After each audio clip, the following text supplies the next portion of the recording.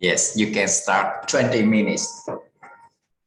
Okay, so hello teacher and friends. My name is Thuy Anh, and today our group one will share to you about the graduate employability in one of the promising industry after the COVID-19, that is digital advertising and marketing between two countries. One is a developed country and another is a developing country. So they have very different background and different characteristics. But before we jump into the first part, can you guys guess the two countries based on the icons that I've shown on the slide? I will give you around 5 seconds. My choice, my guess is B, USA and Thailand, since you mentioned the guess is from developed and developing country. And on the left, I see is Statue of Liberty, which can be USA. And on the right, I can see a toot car, and I think that is Thailand. Oh, thank you. You're right. Yes, the answer is B. So today our group one will go through this table of content in the digital advertising and marketing between USA and Thailand. And let's see how the graduates in the two countries can get a successful career in this industry. Firstly, let's looking at the global job demand after the COVID-19. So according to the World Economic Forum, employers expect that by the 2025, emerging professions will grow from 7.8% to 13.5%. Moreover, digital marketing and strategy specialist is among the 20 leading positions in growing demand after the COVID-19. To give you more details, let's have a look on the analyze in the USA first. Looking at the digital advertisement and marketing spending, the USA was the biggest market in 2021, worth around $190.4 billion, accounting for 1/3 of the total global spending on digital advertising. According to the U.S. Bureau of Labor Statistics, digital advertising, promotion, and marketing manager jobs are projected to grow by 10% from 2020 to 2030, with 31,100 jobs are opened each year. Specifically, they target at digital media campaigns such as website, social media, or live chat. But now let's consider Thailand. In the digital advertisement and marketing spending, the total media spending in Thailand was estimated to reach around approximately 2.4 billion, led by TV advertising and digital advertising in 2020. However, due to the COVID-19, Thailand's media spending outlook is expected to grow less than 5% to only $2.5 billion in 2021, despite the pandemic that has challenged lots of industries and resulting in the increase of unemployment. Jobs in advertising and marketing in Thailand just experienced very low risk after the COVID-19. Specifically, the number of job applicants for digital advertising and marketing has increased by 2%, while the employer's side, the business side, the demand has increased by 6%. Now let's jump into the next part. My friend will present about the key factors.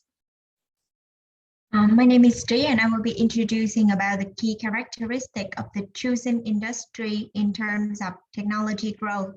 And in general, both countries are very similar in terms of the applications of technology into the marketing developments, such as business process trend, utilizing big data, and utilizing the artificial intelligence. First of all, for trend in the business process, according to Rust 2020, the advance in technology in the USA have focused on the deeper customer connections, leading to a trend in cultivating customer relationship. In Deloitte Thailand Report 2020 stated that digital transformation in marketing functions can help Thai business to reach new generations of customers. Secondly, for a big data incentive, Cannon and Lee 2017 suggested the explosion in the amounts of data collected about customer in the United States, leading to the preference of personalizations. However, it involves giving up personal information and surrendering privacy. In the opposite, Thailand's a better utilization of existing data is among the most mentioned of big data incentive. And lastly, for artificial intelligence, AI, in the USA, according to Huang and Russ 2018, when AI takes over the task, humans' intelligence is displaced, causing job replacement. However, the opportunity for AI research in marketing is to develop better algorithms.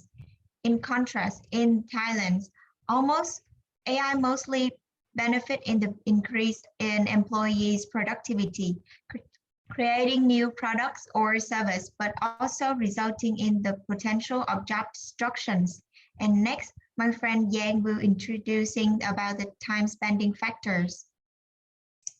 So my name is Yang and I will present user spending on time on and from the United States. From the line graph on the left about the time spent on digital media, it demonstrates the trend in the increasing online media consumption and the increase of daily time with the traditional media in 2020. The situation was attributed to COVID-19 pandemic, ensuring change to the daily life. And about Thailand, according to the data reporter, Thai internet users spend around 8.44 hours on the internet and more than 3 hours watching television in third quarter of 2020, with 95.3% of Thai engaging online. Social networking was the most popular. And both countries spend quite a lot of time in a day, more than 8 hours per day accessing digital media site, and the percentage of people accessing digital media site in two countries is increasing. And next slide, please. According to the Coursera 2021, you are not limited to the marketing career after earning your marketing degree.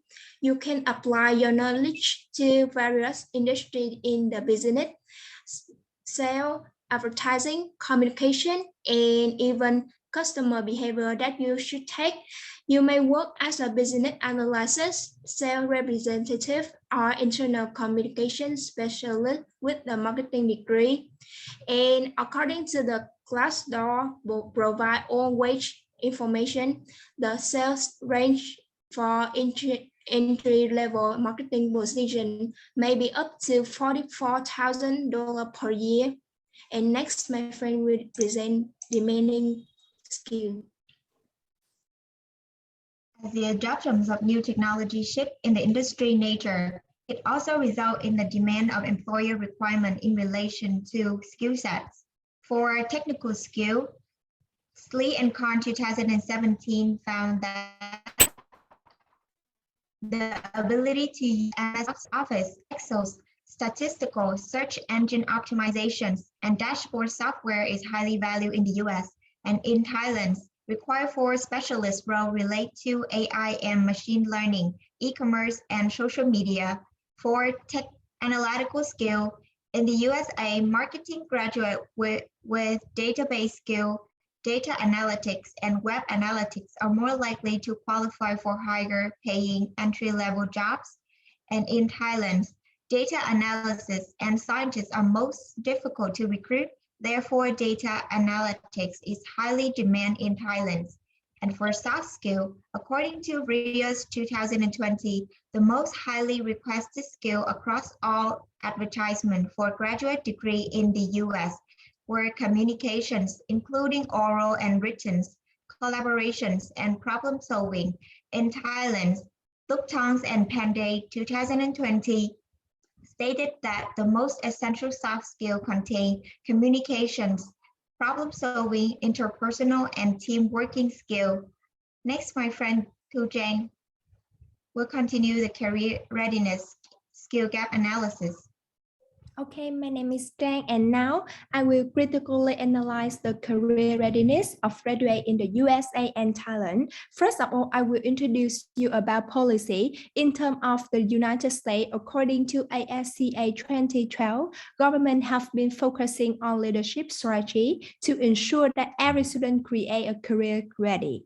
In particular, the continued emphasis on building strong working relationship between school administrator and professional school counselor to improve readiness occupation. And for talent, according to June 2016, the Thai government established the country strategy and Thailand 4.0 as a new economic model with focus at least three major changes. The first one is change production of commodity to innovative products. The second one is transform industry-driven activity into those driven by technology, creativity, and innovation. And the last one is shift from the focus on making product to provide services. And we move to language. In the USA, some children start learning 2 or more languages at birth. Other children may learn a second language in the educational program, GUIDA 2014. And for Thailand, the Thai digital marketing graduates in Bangkok mentioned English as moderate high use in career, and the tendencies of the use of English at work was at the high level. English is regarded as a principal. Therefore, English is really important and enhance employability. Joga 2018. And we move to analytical skill. In the US, there are a large percentage of continuing schools that do have no course that address marketing analytics. Rian Langa 2019. Therefore, analytical skills are being greatly improved in this country. And for Thailand, the real barrier to innovation in developing innovative thinker in Thai university and organization. Therefore, they think that they may lose face that make the graduate lack integrated analytical skill as well as creative and innovative mind. Ruchet 2019. And for digital skill, there was a recent survey in the US on the digital marketing industry. Only 8% could demonstrate entry-level digital marketing skill, Opium 2016. And so digital marketing skill will also be more focused in the US. And for Thailand, according to Tamsok 2017, digital skills are established as part of learning outcome of each study program. However, if the standard of learning outcome are taken into account, we can see that they are only basic information skill. And for the soft skill, in the US, the education system in the US places great emphasis on students having soft skills such as critical thinking, problem solving, and communication. Students are immersed in authentic situation-based learning. This environment provides students with better employment opportunity. Lonka K 2019. And for Thailand, the uncertainty of labor market in Thailand has also increasingly called for qualified and suitable persons who are the output from graduation institute. To create and reform higher education, many universities in Thailand have significantly improved their curriculum by concentrating how boost students' soft skills. Look on 2020. And the last one is standard. US university dominate world-class university. Ampom Cheers 2020, and for Thailand, 5 Thai universities are counted in the top 1,200 on the Time Higher Education World University Ranking website in 2021. And next slide, my friend will present you. Yeah, my name is Nguyen, and I will continue with our presentation. We compare 4 skills based on the forwards analysis in QS Global Employer Survey 2018. We inserted the portrait to show how many score employers are satisfied with the particular skill in the graduate hire between the USA and Thailand. In the soft skill, in the US, employer satisfaction is higher in Thailand.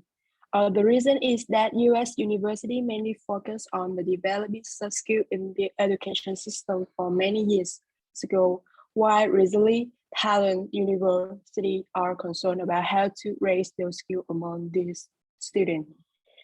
In terms of language, the scores are the same. American schools are still learning two languages at the same time, but English is still used, so the second language is not widely used. In Thailand, English is the second language studied in Thai education system, and international English certificates are required to graduate from university. But Thai students using specialized words in English is not quite good. Regarding analytical skill in the US, course do not have much training in the analytical skill, but students still improve themselves and meet the requirement of employer more than in Thailand. In the line of digital skill, in Thailand are still taught in some school in Thailand, but Thai technology is still not as modern as the US. So the score employer are satisfied with the digital skill in US is still higher than in Thailand. Next, my friend will present to you the final part of our presentation.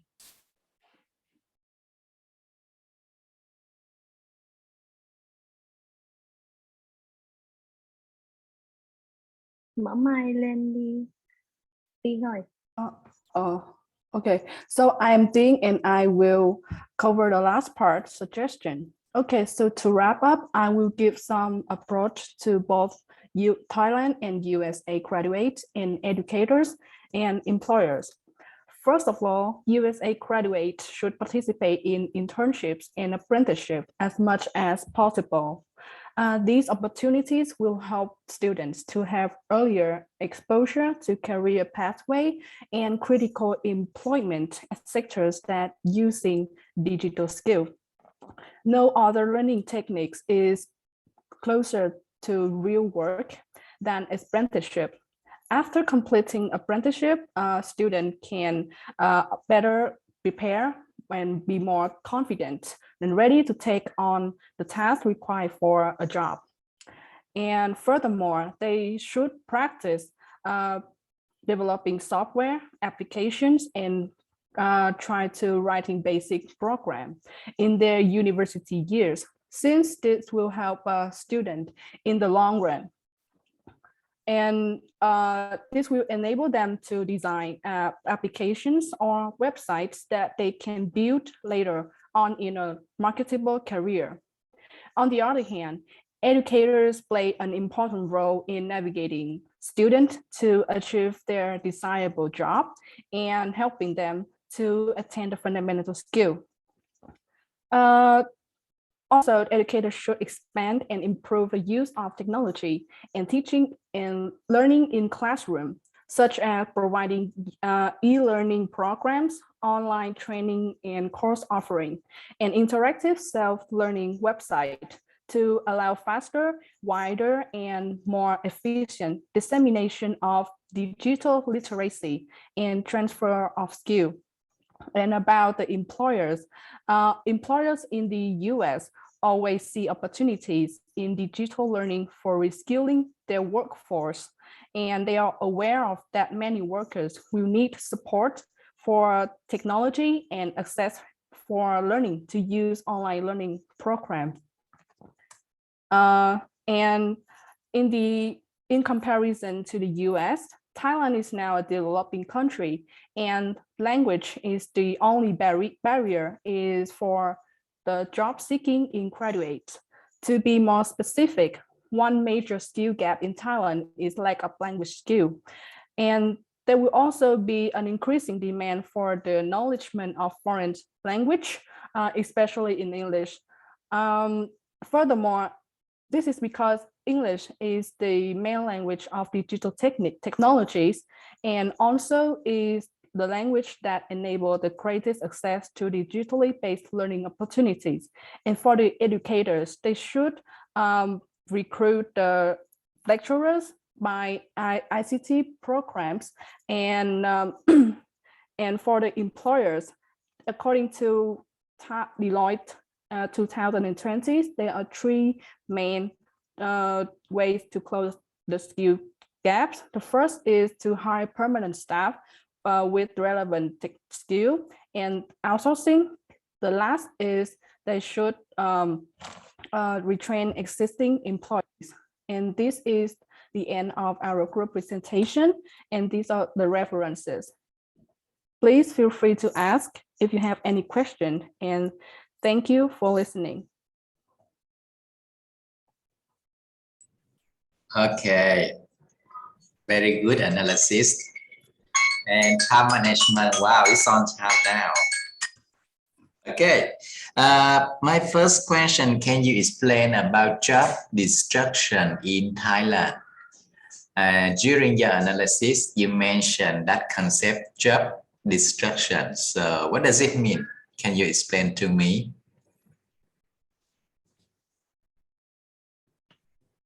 It is, yes.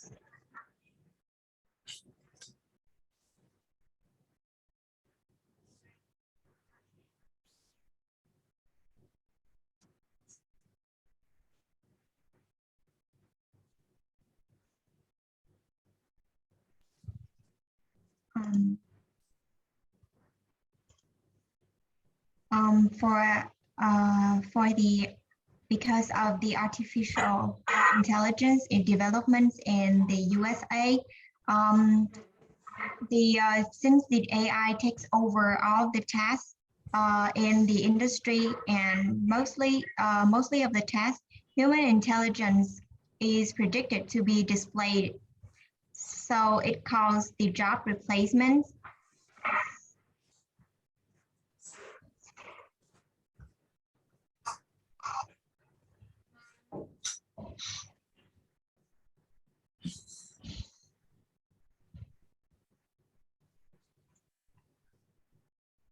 Have you finished your explanation? Yes, is that clear for you, or you need some more information? It's still not clear to me. Is use more better algorithms and machine learning, neural networks, and tool from statistic and computer. It slowly replaced the human intelligence job, leading to the human intelligence job loss. So it lead to the job destruction, job replacements. So based on your explanation, do you mean that job destruction is similar to job replacement? No, job destruction is appear in Thailand, which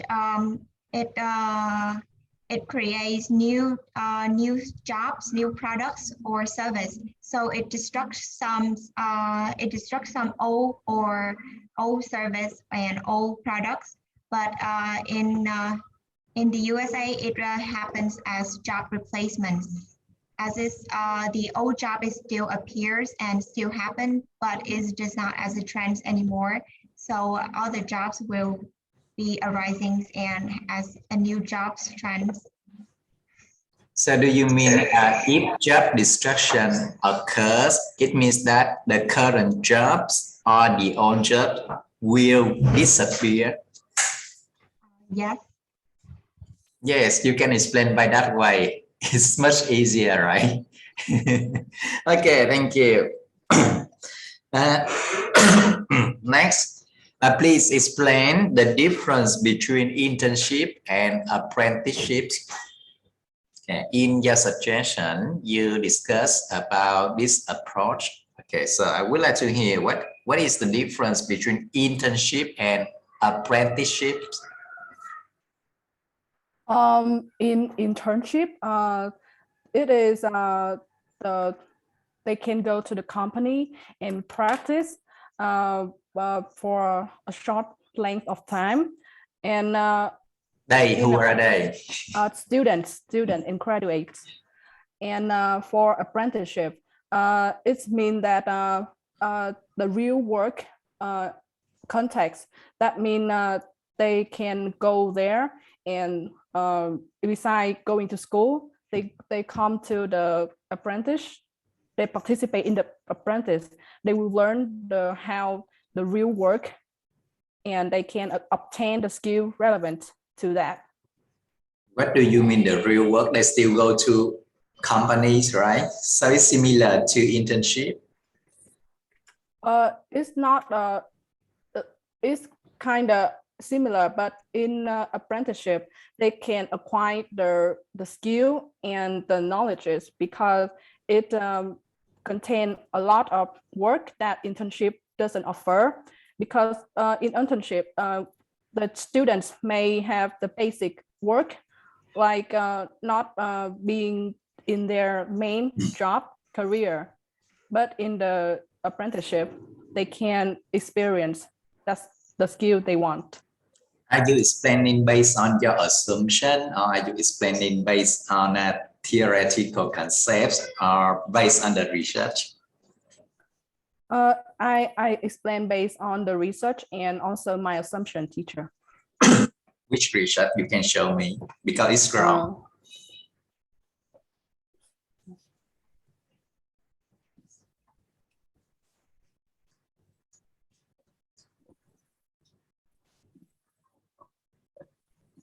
Oh, wait for me.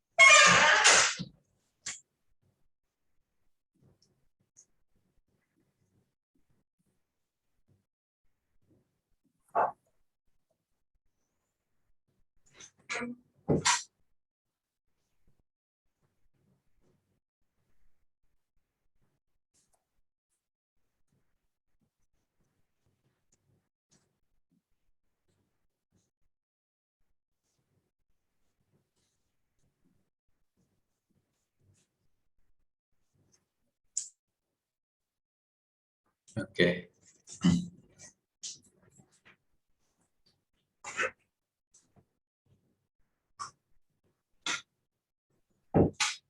We don't have time for waiting because another forum waiting for us. Okay, so let's move to the next questions. You discussed up the use of AI and machine learning in marketing. Okay, so can you give a few examples to elaborate that idea? How does AI or machine learning can help in marketing?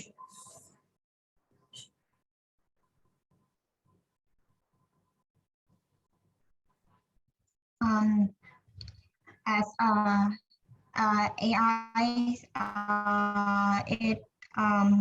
it can create new, better algorithms and machine learning neural network tools and statistics from computer. So it creates such as social media and supercharge communications and interactions. And it can communicate with customer, collect and store information about customer, analyze customer informations. It also augmented realities, virtual realities, and it is all the things that AI can do. Okay, how about machine learning?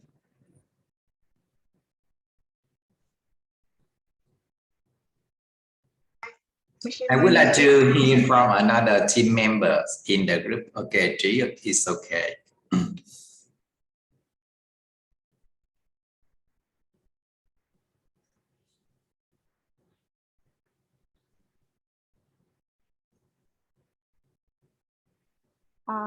Yeah, can I contribute to three answer? Yes. Like machine learning is like, in my opinion, it's like the technology can predict the behaviors, predict the customer behavior. Like when a customer use their phone and they click on any advertisement, and the machine can analyzes all the information, all of the characteristic of this customer, and they can know that what this customer wants, and And in that way, the machine can pop up the appropriate, like the customized advertisement for each of the target customer. It's the way of machine learning. Yeah. Yes. Okay. It is. Yeah. All right. Thank you, Group 1. You deliver nice presentation. I'm impressed with the way how you decide the presentation. Okay. I find almost nothing wrong on the slide. Okay, very good. All right. Thank you, Group 1. You finished the presentation and you can take a break until 11:15 and you come back for the wrap-up section. Okay. Thank you, teacher. See you.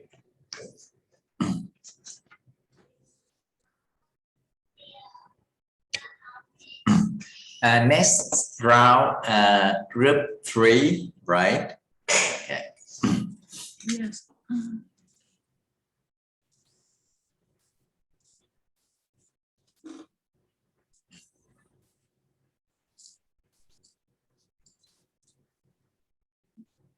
So let's start. Yes. Okay, Squid Game.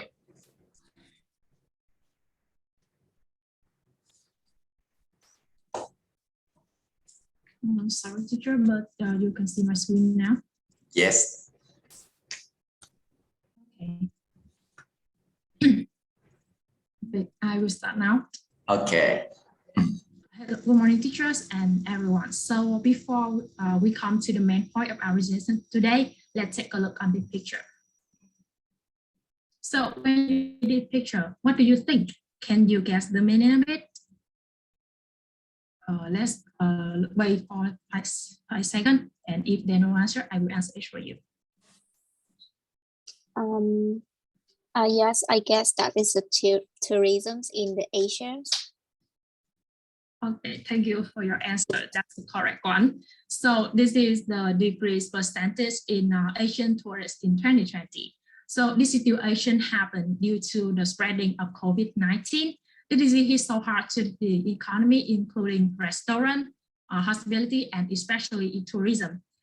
However, the appearance of COVID-19 vaccine is bringing more opportunity for tourism to recover and develop again.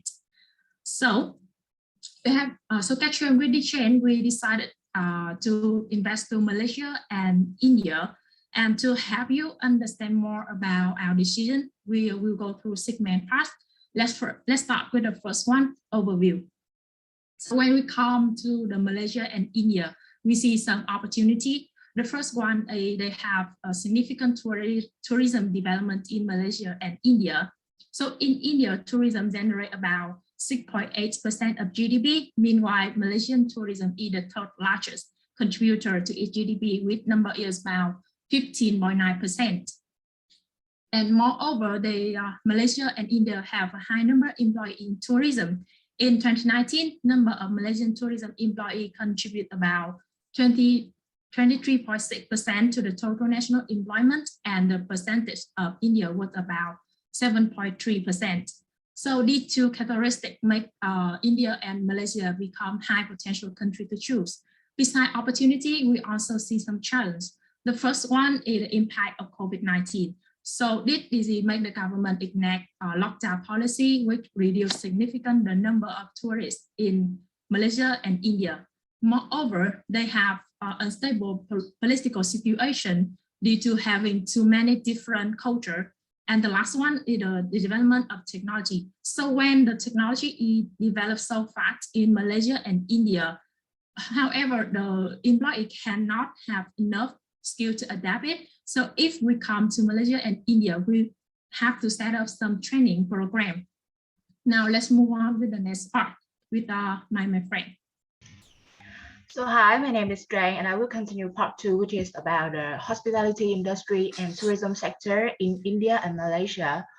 About the tourism in Malaysia, tourism is the third largest industry in Malaysia, and however, is experiencing the unprecedented challenges because of the COVID-19 pandemic. In 2020, the gross value added of tourism industry contribute 14.1% to Malaysia total GDP. And for the first time since 2005, this value has experienced a drop of 17.1%. The tourism industry in 2020 marked 3.5 million employed people, accounting for 23.1% of Malaysia's total workforce. And the employment growth of this industry has contracted by 2.9%. About tourism in India, tourism is one of the largest industry in India, and India is the 8th largest tourism economy in the world. But however, as all in other countries in the world, the COVID-19 pandemic has greatly disrupted the development of India tourism industry. And according to the World Travel and Tourism Council, the tourism generates almost 4.7% in 2020 compared to 6.9% in 2019 in the contribution of tourism to the total economy in India. And the tourism industry in 2020 marked more than 13 million employed people and accounting for 7.3% in India's total workforce. We also found in the research of John et al. In 2020 that there are 3 categories will impact the development of tourism sector in Asia. And some of these factors are also found in the previous study by Dwyer and Topach. Some of these factors are also partly affect to the development of tourism in India and Malaysia since they are both in the Asian regions. The first category is economic, that there are 3 factors in this category that government policy, infrastructure and technology.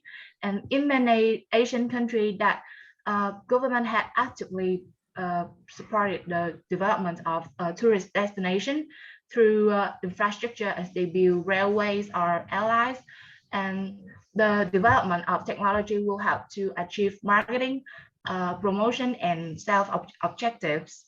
The second category is cultural, and there are 2 factors as the cultural distinct as the rise of Asian tourism also comes from the tourists who are seeking the different cultural experience, and the education will help to improve the quality of employees and the graduates.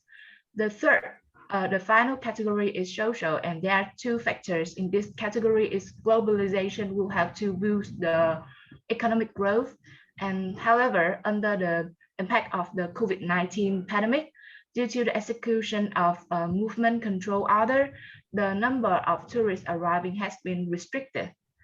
These both factors are partly affect the employment requirement to hiring the graduates in tourism, as many international hotel chains are eager to seek the skilled talent who are timely access to the innovative ideas and advanced technology for prompt strategic responses and multilingual, and can bridge the gap between the management team and local stakeholders such as the area worker or the suppliers.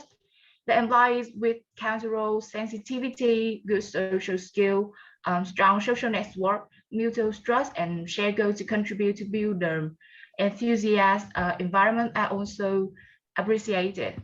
We will analyze a quick depth the required skill as well as the issue in the tourism graduate in India and Malaysia in the next part.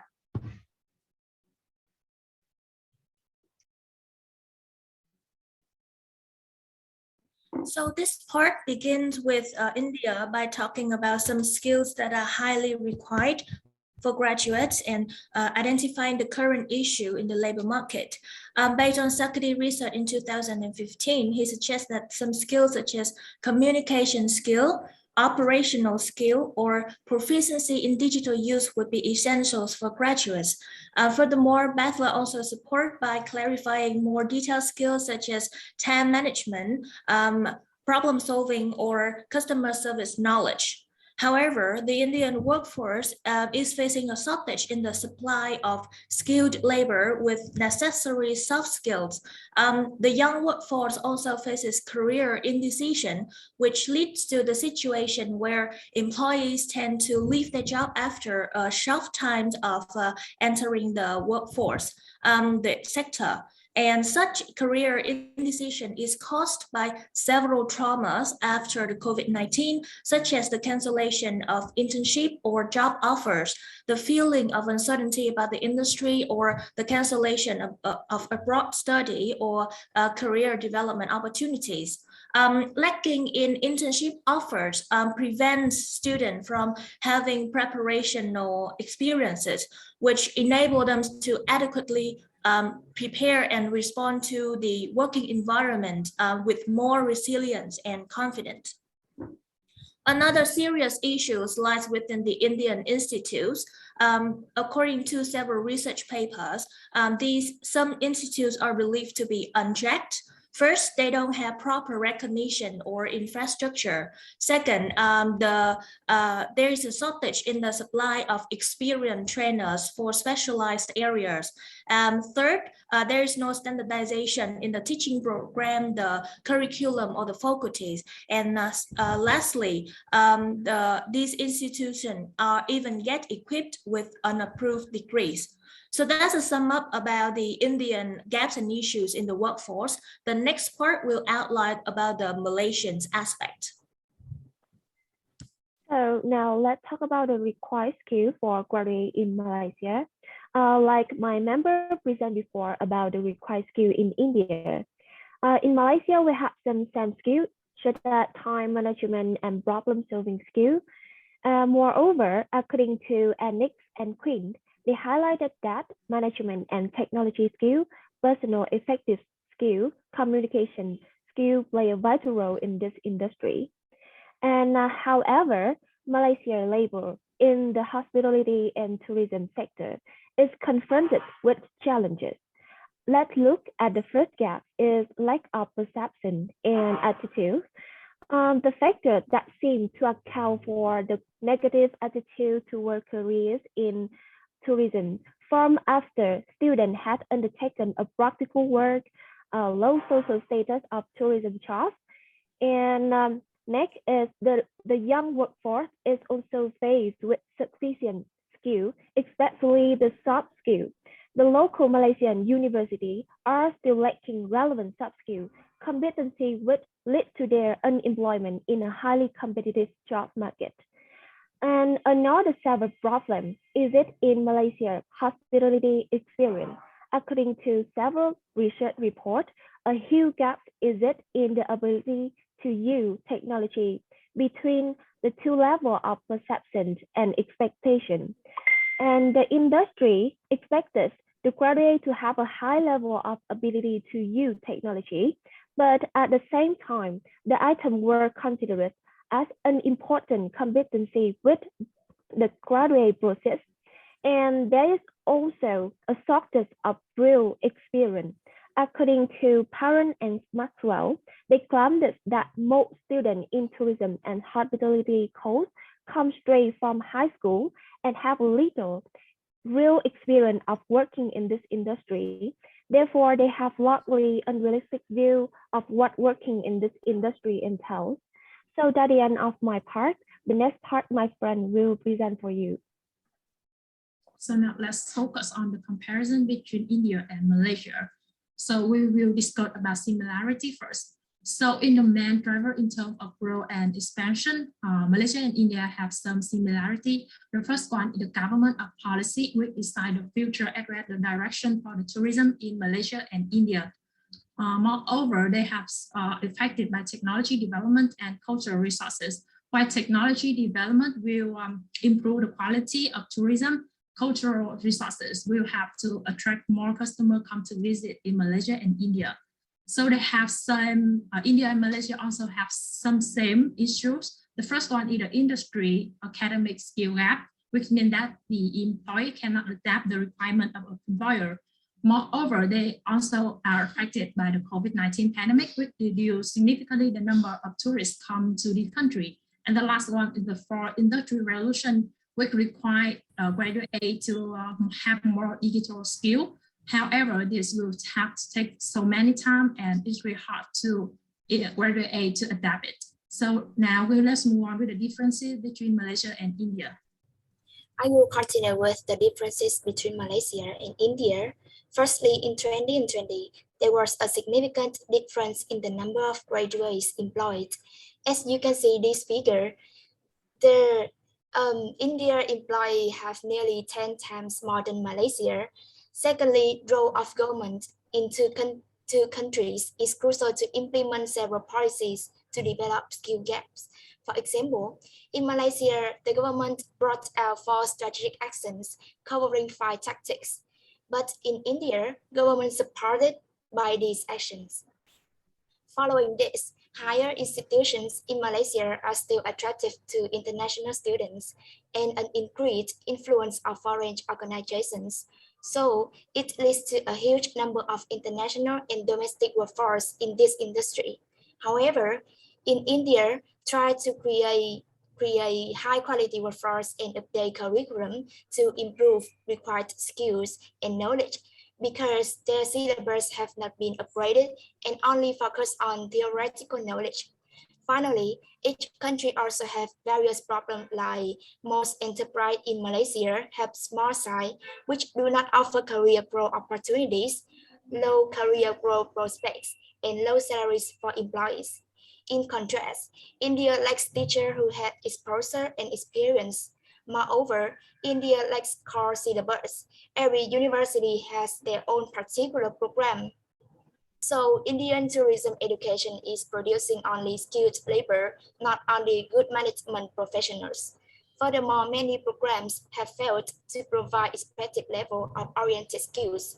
And the last issue is that inequality between genders in India from 2014 to 2017, women consistently comprise only 14.5% of its total employees. And now let's move on to the next part by my friend. Okay, from the characteristic of the tourism industry and the shortcoming of current students that my team may analyze, these are some tips that I prepare for businesses to develop their employees and also for individuals to improve themselves.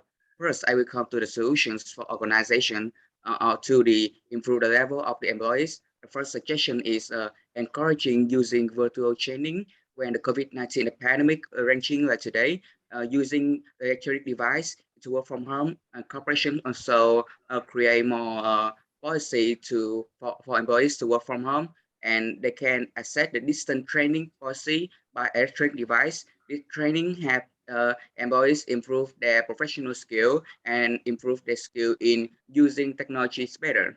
Next, we realize the regular employees evaluations is important activity for business. The purpose of these evaluations is to measure the job performance. The important is that the tool to determine whether an employee's skill set fit or not. These evaluations provide the strengths and weaknesses of each individual, and from that, the company can determine which is the best development directions for their employees. And finally, there's the partnership between the company and the university. The cooperation here is research and development talent, development comprehensive capability. A typical way is organized fair job on the open days to facilitate access to talent and ambitious students to work in the tourism industry. Besides that, we can provide a visual career pathway that the university and company should show graduate that their career path, because when the employees see their career path, they will be motivated to develop and contribute to the company better. An effective way to demonstrate a career path is to provide a career acceleration courses. I could like to move on the next section, which is advice for graduate. The first skill that students need to practice is interpersonal skill. This is one of the most critical skills for tourism industry. This includes interacting with different people, communicating with different customers. Moreover, it's also necessary professional skill for tourism industry, such as eye contact, script acting, and etc. The following two skills are very common and necessary is technology skill and using foreign language. Currently working with computer is a thing that seems very common in this time. In addition, contacting with and communicating with foreign tourists is a regular job in the tourism industry. Therefore, equipping with ability to use foreign language will have students have the ability to complete their work better and advance faster. The last skill I want to mention here is a web knowledge. The student with with the complete knowledge, they can use it better in their industry. Example, the legal issue of their nation or the nationality, culture, and religion knowledge, and the operations in their area work. We go to the last part of our presentations. I know our presentation is quite long, but I'm going to review again so everyone can get the key of our presentation. The first thing is the situations of the tourism of India and Malaysia. The tourism industry is one of the fastest growing of both countries. However, they are being affected significantly by the COVID-19 pandemic. About the skill gap of the tourism graduate, we consider that they are lack soft skill for tourism industry and also the specialized skill. Last but not least, we suggest the organizations have some policy and activity to improve the training program for the employees, and also students may enhance their skill and knowledge to prepare for their career path. This is the end of our presentations. If you have any questions, feel free to ask us. Thank you for your listening. Okay, because you asked that if anyone have question, feel free to ask. So I will ask you. Okay, you said that in India, when you analyze the skill, the gaps and issues in India, you said that graduates they lack of soft skills. Okay. To me, soft skill here sounds general. Can you specifically identify exactly which soft skill, okay, that graduates in India lack of? Yes, sir. Based on the research, yeah. Yes. So based on Bachelor is all research in 2019, he suggested that some soft skills that are very important for graduates, and they also lack of it are oral communication, or the skill in problem solving, or the knowledge in the customer service, or time management skill, and practical skills in the working environment. Yeah, those are the 5 important skills that he identified in his research. Okay, how about career indecision? What does it mean? Career indecision means that the student they are not sure about their decision to enter the job. So they enter the job to try it, and then they feel like they are not suitable. The job is not suitable for the expectation. So they tend to leave the job after a few years, shortly after they enter the sector. Does it mean that they make wrong decision? No, I don't think that it had the same meaning as they make the wrong decision. It's just they don't feel like it suits up to their expectation about the industry. They feel uncertainty about the industry especially after the COVID-19 happened. Yes. Another new concept, new term from the same author, Ramaprasad, career transformation. Can you explain a little bit about this term? Career transformation is the process that graduates tend to acquire during their internship or apprenticeship.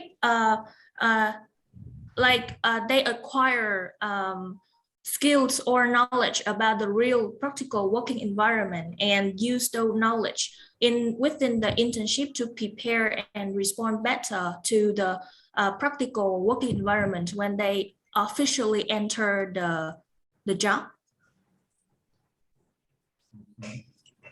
All right. Okay. Persuasive. Thank you. I would like to see how you analyze the graduate in Malaysia. All right. Okay. Again, you identify some skills shortage in Malaysia. Can I see that slide again? Yeah. All right. A skills shortage. So according to these two papers, did you identify any shortage in Malaysia? It's specific. Sure. Yeah. So, like I said before, I said that lack of a skill shortage, especially soft skills. So, you know, my friend said before about the India soft skill, but in Malaysia, I think the first thing of soft skill, the criteria is very important in graduate is that communication skill, and moreover, is creative and critical thinking, and teamwork, problem solving skills. That four skills that the author does come they said before. Yes, and I think that four skill is very important in lack of soft skill or like a skill shortage. And you know, in the hospitality and tourism sector, the first thing we need to do better is that communication with customer, like customer service. Yes, I think so. And it's a list from the Dijon. Yes, they said that it's four things. Yes, you see an imbalance when you withdraw extra information from the current literature review. In India, you use very recent papers or articles to analyze the market. I totally agree and I'm happy with that. However, when you analyze Malaysia, can you take a look at this slide? All of the reference here are to own. And yeah, it's out of that. We're not sure when we use information. We said that graduates in Malaysia lack of real experience. Okay, so this research was conducted 30 years ago. Almost 30 years ago, older than your age, okay? Older 20 years ago, in 2000, 21 years ago, 10 years ago. So it's very hard to persuade the audience whether, okay, these research results still applicable in contemporary issues. That's my question. Yes. Yes, I know teachers, and I consider it a long time. Yes, because I research a lot, but you know, it's lack of real experience now. I think that is very important. So I put it in slide, and I know that you will ask me this question, but I think it's very important in hospitality and tourism sector about the real experience. And in my opinion, I think that is very important when you are the graduate and especially you do not have a real experience in this industry. And so that's the reason why I put it in my slide. And I know that is very old research, but I cannot find an update research like 2000 and 2020. Yes, and I know that, but I want to put it, and I think now we have a lot of you know, a lot of university they recommend for many graduates to have a good internship, but I think it's important and I want it now a success more. I think so. So I put it in my slide. You know, when you use very old references or citation like this, and you claim that, okay, because you think that important, again, you conflict with the standard of the research, right? When we do the research, we want to persuade the reader. Okay, we provide a point of view, but based on convincing evidence. Okay, so we don't just say that, okay, I think that is important. That's what you think. However, how about all the researchers think? They make the research, and you see that in India, they have a lot of recent research, right? And if you could not find a recent research in Malaysia, you have the right to change the country, right? You don't have to stick to Malaysia.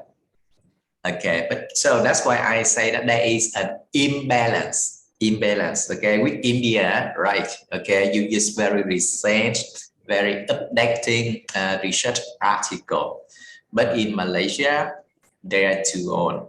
We can use the own reference if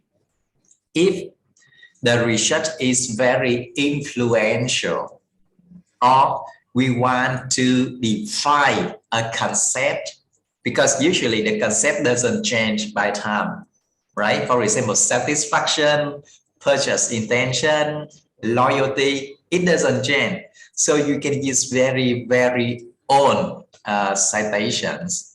But here, the research finding on the skills, readiness, on competency, it changes. Because if you look back at how you analyze the market growth rate in Malaysia, you see that the tourism industry growing by time, right?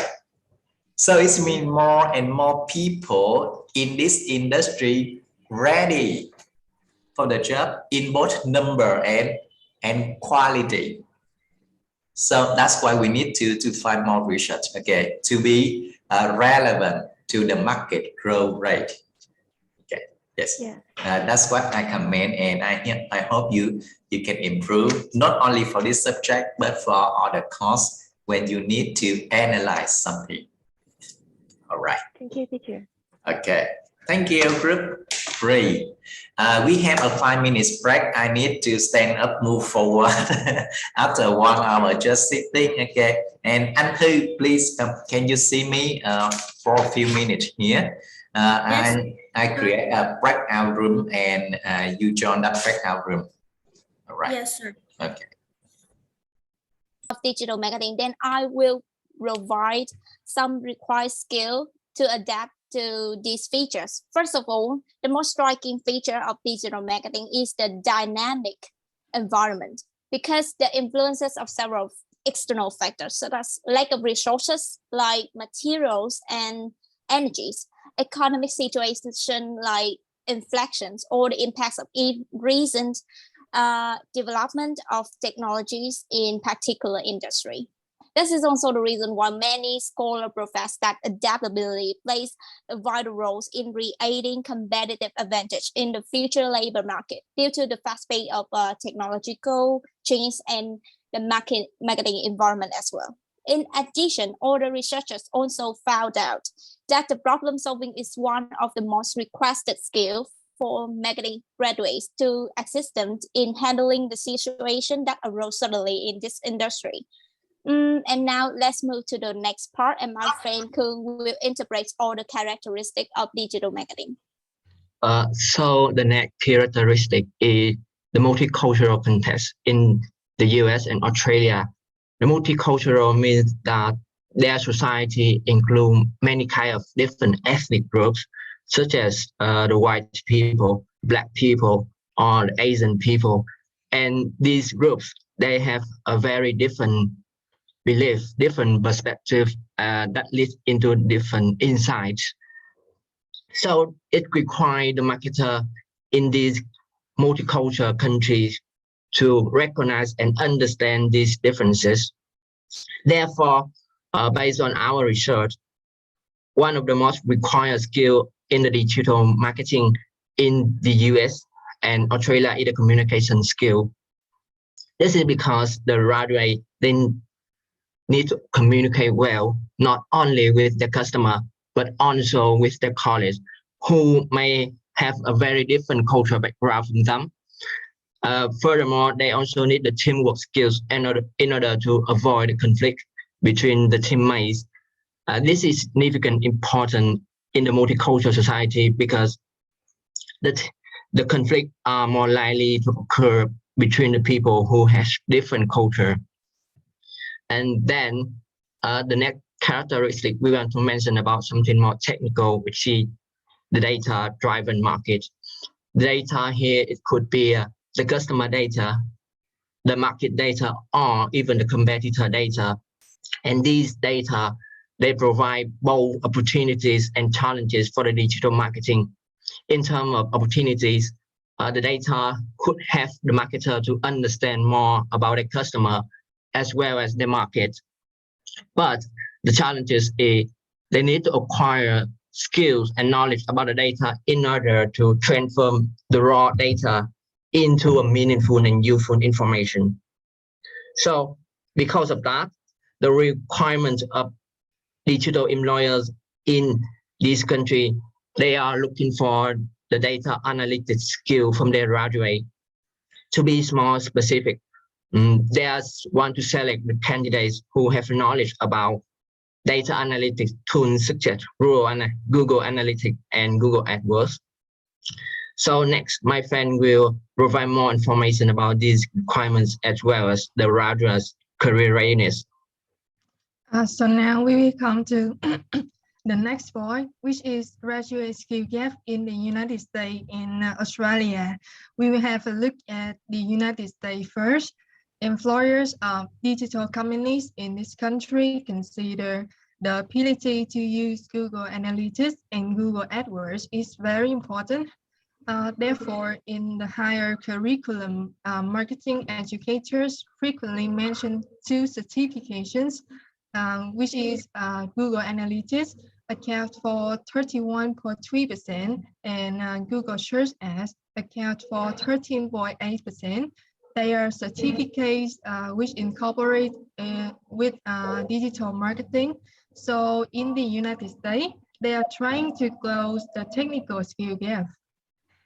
Next, in terms of soft skills, employers require graduates a set of skills. So to be more employable in digital marketing career, developing professional competency such as verbal and written communication, creative problem-solving skill, and so this can help the graduate to meet the demand of employers.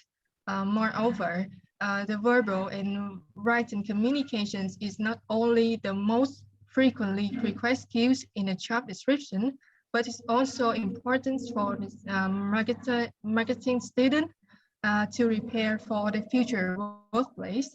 Additionally, creative problem-solving skill is also the skill of employers' requirement.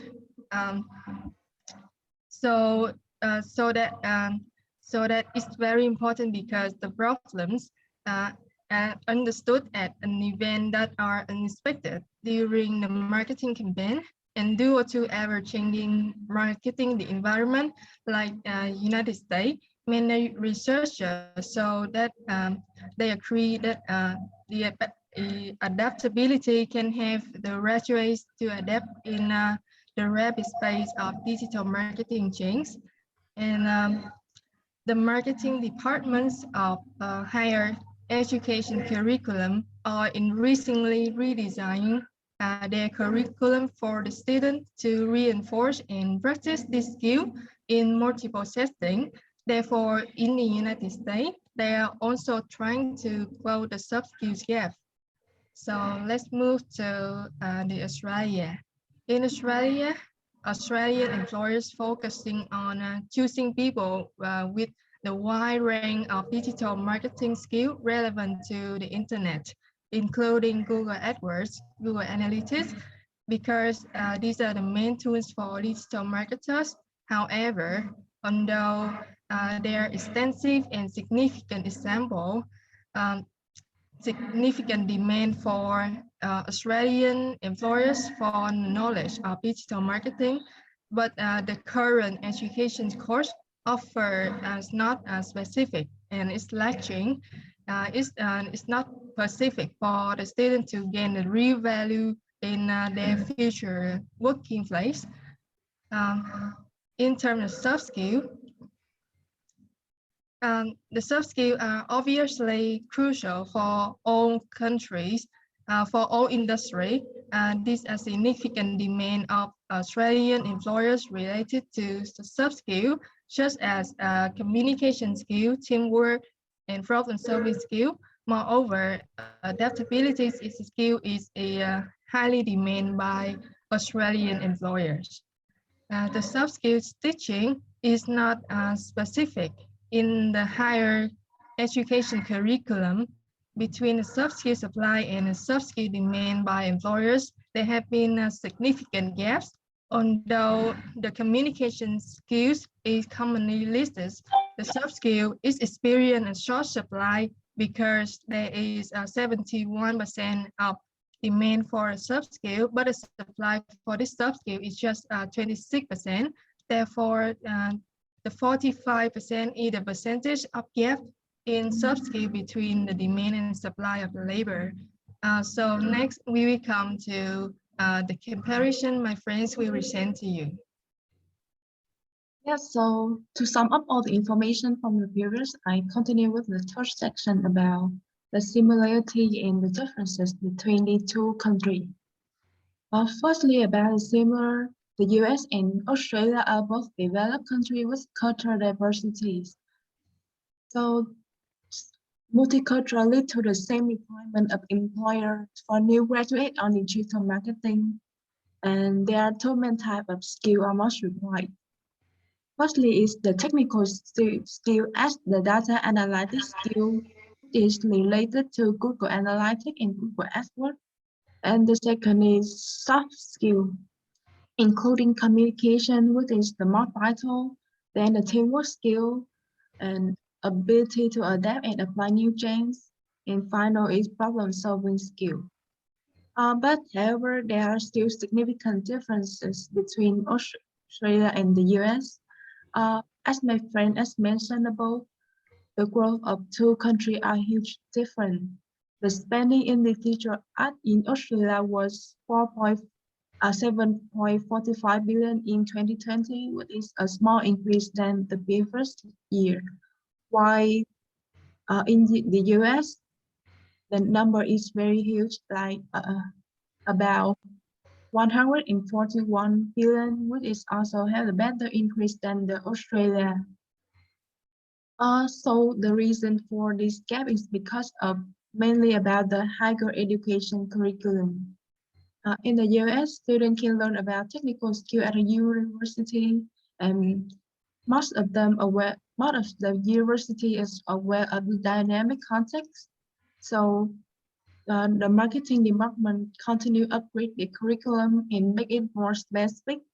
So the students have more chance to practice and reinforce these skills, such as Google Analytics or Google AdWords in multiple settings. However, in Australia, although they have the same context, but the development of digital marketing is still slow and it also same as the new industry. So higher education have not have offered a specific subject for students to upgrade and practice new skills. So a viable curriculum cannot meet the higher demand of the employers. And furthermore, while soft skills often associated with university education is straightforward to transfer, but there are no discipline specific. And as the result, the skill gap between new graduate and employer requirement in the US is narrower and it is wider in Australia. And that is all a comparison. So we move to the final part that my friend T will present. Okay, so I will present about the situation. Through the presentation of my teammates, you already know the skill gap of both countries, USA and Australia, is our technical skill and communication skill. In technical skill, there are many other skills, but the most important for a marketer is data analysis. And you know what? The world has now put a step into the era of digital modernization and data. And when data exists, the need to preserve it also rises, and it's the main concern of the organization. Our world-changing technology has entered the business and marketing landscape forever. So that data dexterity is no essential for those who want to thrive. For graduate, most education program will train in this skill. So taking additional courses is a must to help students train the necessary skill when they graduate. Register to participate in recruitment in companies. According to the group research, the two tools that students like the most are Google AdWords and Google Analytics, but we're living in a dynamic environment, so we may require other tools in the future. So students need to update regularly to keep up with this new trend. And among the soft skills required by business, communication skills are the most in demand. The US and Australia are two countries with diverse cultures. Improving communication skill is to help students assess cultural diversity, have more diverse and rich view of other different cultures. Besides that, cultivating communication skill is a way to increase thinking and creativity. When students have a multi-dimensional view of cultural diversity, learning marketing will become easier because they can offer strategies that fit the culture and mindset of customer in the target customer segment of the brand. So that's in the end of my presentation. So we will take a brief with the reference. Thank you for listening.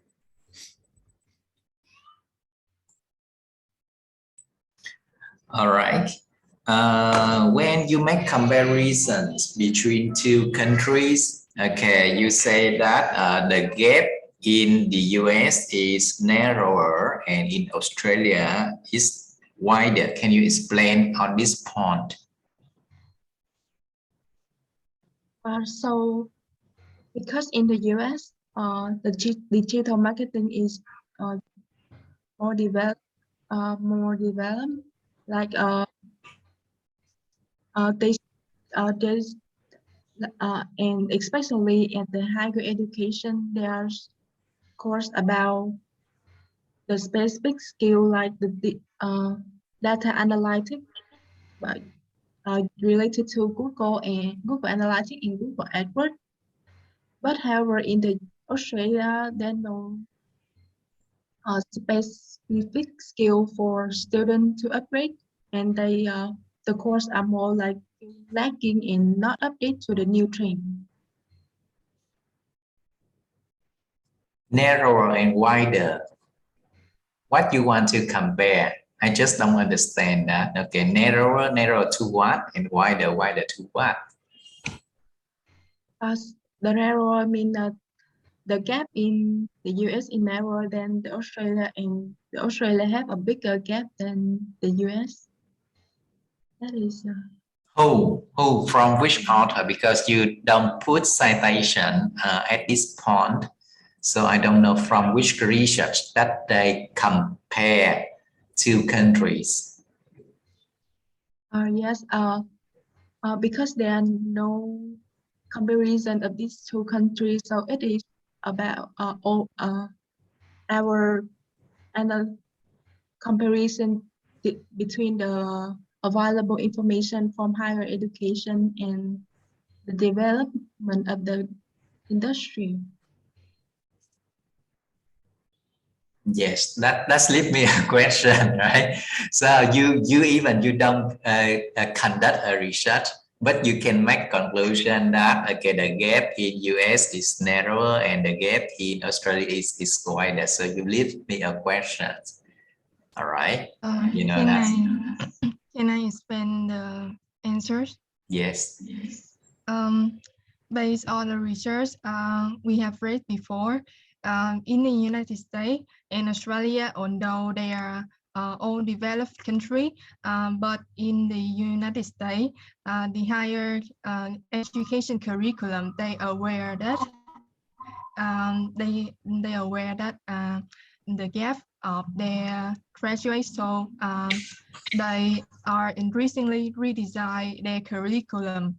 But in Australia, based on the research, the higher curriculum in Australia are lacking in non-specific, so that we can, based on this research, we conclude that the gap in Australia is wider than in the United States. Okay, and your team are analyzing marketing industry in 2 countries, right? Okay, Yes. so how do you define marketing job?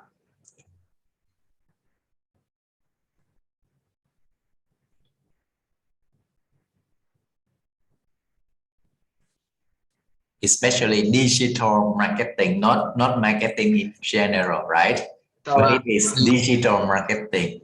Okay. Digital marketing is a sub-major of marketing. They include anything that are connected with the digital world, like the internet, or the data, or the technology. For example, in the recent years, the e-commerce is very growing industry, and they have to link the e-commerce with the digital marketing in order to promote the product on the website. So we can say that digital marketing is very important to all of the industry that have to do the e-commerce. Okay. During your presentation, you mentioned the term Google Analytics and Google AdWords many times. Okay. But in digital marketing, does this mean that only Google AdWords or Google Analytics are important? Because I think there are a lot of different skills required for graduates if he or she want to work in digital marketing. So can you explain all the skills gap or skill or writing career competencies except Google AdWords and Google Analytics? The reason why we choose these two tools, because we want to link it with the data-driven market, and Google Analytics and Google AdWords is the data analytic tools that were helpful for the marketers. So we are not conduct the research on all the technical skill gaps, but based on my experience, I would say that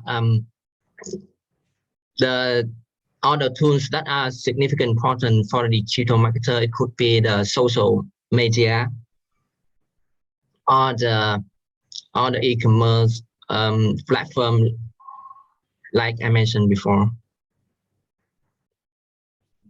So any other skill that you mentioned or you put on the slide? Like we said, we don't want to put our objective ideas, so we just do the research on the data analytics skills. Okay, you focus on only data analytics skill? Yes, because we want it to be clear and clean to the key characteristic of the data-driven market. Yeah, but when you go to narrow down the scope like that, okay, you limit the view of the whole business sector. The business sector here you want to analyze is digital marketing. And digital marketing doesn't contain only analytic skill, right? Yes. Okay, just analyze the data, the skill for analyze the data. Okay, but in digital marketing, how to improve, how to enhance brand awareness. Okay, how to develop the reputation, the brand image, brand loyalty to all the customer. Okay, many skills that I expect you incorporate a broader research. Okay. Yes. So we have a diversified skill. Okay, and we broaden our view for this business sector. Right. Okay. Thank you, group 4. Okay, and actually you still have more time. You finish about 16 minutes and a few seconds. You have almost 4 minutes. Okay, but you finish your presentation so fast. Okay, so actually you can spend more time to explain, to discuss more on each slide. All right. So because the reason why we choose just one specific skills is that when we want to put a skill on our presentation, we want to mention it in all of the 4 questions. Like you say, you say that the data tools, we want to mention it in the key characteristic as well, the skill gap and our suggestion. So therefore, if we want to put, in my opinion, we want to focus and do it better rather than mention a lot of skill and to not link it throughout our presentation. Yes, it's just my opinion. The requirement, again, the requirement of this component is that you present your view, your research about an industry, not limit by a skill. You see that if you focus just only one skill, you limit your view of the industry. For example, if I conduct a presentation about HR job, okay, the job in human resource management, and throughout my presentation, I only present interview skill. All right. You see, okay, so interview skill is just a small, very small part of the HR job. Okay. And the audience cannot acquire, okay, the entire view of HR. All right. Okay. So you finish the presentation and you can have time for a break, and I see you at 11:50. All right.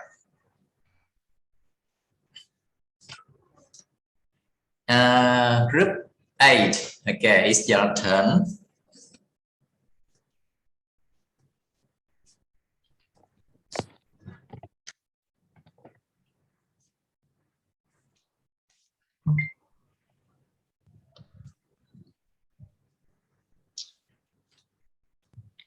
Okay, teacher, do you see my screen? Mm-hmm. Yes. Okay. So, you ready to start now? Yes, we do. Okay. Yeah. Yes, okay, let's go. Okay. Hello everyone, I'm Dee from On Top Together Consulting Group. If you are a UK or Australian graduated, or you aim to work in one of the above, today we will bring you the useful information about new and interesting profession to address your problem with career direction. Firstly, do you know this Instagram account? Can I answer? Yes. Yes, she is the 3D model on the social media, right? Yeah, thank you. She is the account of Nicholas Source, and she is a virtual robot model with more than 3 million followers, and is also a model of many top fashion brands like Prada or Dior. So let's guess what her income. Yeah, I'm not sure, but I think a lot. Is this right? Yeah, actually that is a huge number. Her income is about 8.9 million pounds, and it is about 250 times of the average income of the UK people. That is not remarkable, right? Excuse me, is this human or a robot? Yes, she is robot. A robot? Yes. How can that robot sit like a human, like that? The posture. They design and she have Instagram account like the people and she is influencer gain the money from this job. Mm. Yeah. Oh, wow. Okay. Yes. I guess I learned something. All right. Continue. Yeah. Okay. So our digital fashion industry and consultant and career guidance today will help you easier to choose this industry. Let's look at the market demand, the employability of graduates, and the suggestion in digital fashion industry. Firstly, my partner team will show some key characteristics. So there are three main key characteristics we found from the two chosen countries. There are technology development, the market situation, which focus on how to develop during the impacts of COVID-19, and lastly, the market labor. Firstly, the technology development. According to some research, so that using the right fit and sizing technology can help drive up the consumer demand in the industry. And e-commerce is a component that became more and more popular in the industry. The evidence is that most of the UK fashion brands have advanced themselves in incorporation of 3.0 technologies to meet their demand of the consumer. According to Tony Cooper, lack of skill and experience in digital technology is the main reason for the slow development of the digital fashion industry of Australia. Next, due to the direct impact of COVID-19 on the marketplace, many brands are realizing that they need to use technology in smarter ways to make their value chains more flexible and adaptable for the digital age of fashion. In the future, the fashion industry must deal with high level of hybridization between the physical and the digital world, discovering and developing new ways to transform the design process. Innovations are being developed in order to promote cleaner, more environmentally friendly fashion design. Therefore, new technologies like e-business are necessary. Now for the market labor of each country. First for the UK in the 2020, the United Kingdom had the most digital fashion job ads on LinkedIn. Furthermore, the research showed that the number of jobs is much higher in the UK than in other countries. As a result, this industry in the UK with the number of jobs has more competitive advantage, but slower road speed in the market labor. For the Australian fashion industry was seen underdeveloped, and this is a positive sign because in their age of globalization, it is easier than ever to learn how to develop from others. Along with that, if the proper method are used, so the development speed will be sufficient. And we will move to the next part. So I think now we move to the skill requirements of digital fashion marketers. So as a fresh graduate digital fashion marketer in the UK and Australia, what skill do you think are required by employers? According to two main articles which was based on job advert analysis on recruitment sites, our group found 6 main skills comprising both soft skill and hard skill that can support you in getting the very first awareness about this industry. Among those, communication is valued most in both countries. However, a slight difference is still exposed. Notwithstanding the requirements are not as much as verbal and written communication skill. Australian employers still require presentation skill and general communication skills. As for management skill, project management is not as crucial for the UK and Australia. Nonetheless, while the UK requires the time management abilities, Australian newcomers need to prioritize tasks and withstand the pressure to get jobs. Since social media and digital fashion have a close relationship, especially under COVID circumstances, understanding about online platform is now extensively required. Therefore, in the UK, applying, tracking, and analyzing the social media accounts are vital. Also, e-commerce and digital marketing knowledge are crucial, as well as the ability to manage and create content. Furthermore, in the in order to set influential impacts on social media to customer via bloggers and Instagrammers. It is vital for luxury brands to assert themselves through storytelling techniques. Along with social network, technology knowledge is indispensable and regarded as vital skill for digital fashion employees to cope with the development of the industry. Hence, web coding, content management system, marketing automation system, and digital tools to be valued. Addition to skill above, Australian recruiter also demand for IT skill, particularly Microsoft Office.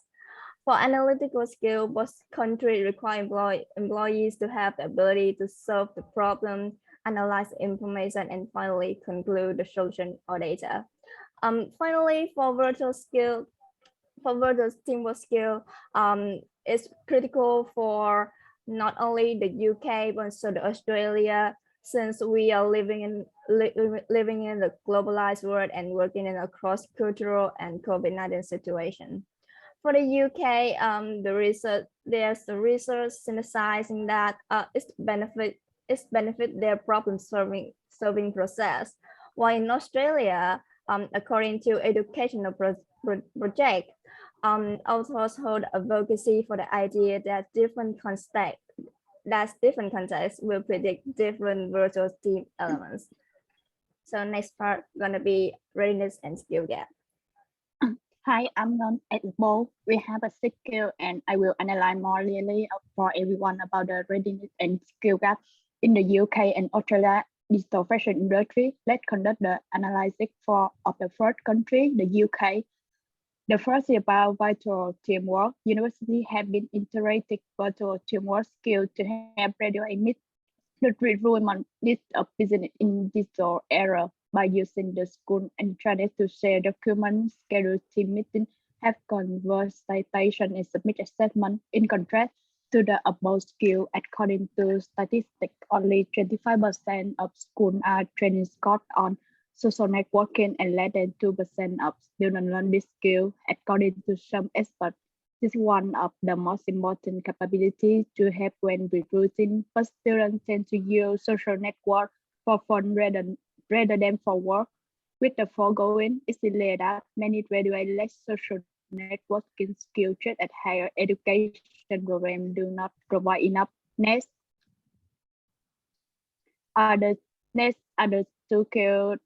Next slide, that on the skill that on other industry, not just digital fashion require is communication skill and analytical skill. In terms of communication skill, employer as well as higher education institution in the UK have concluded that marketing graduates have solved the problem of communication skill both in written and oral because they have integrated many curricula to improve soft skills to meet the expectation of employer.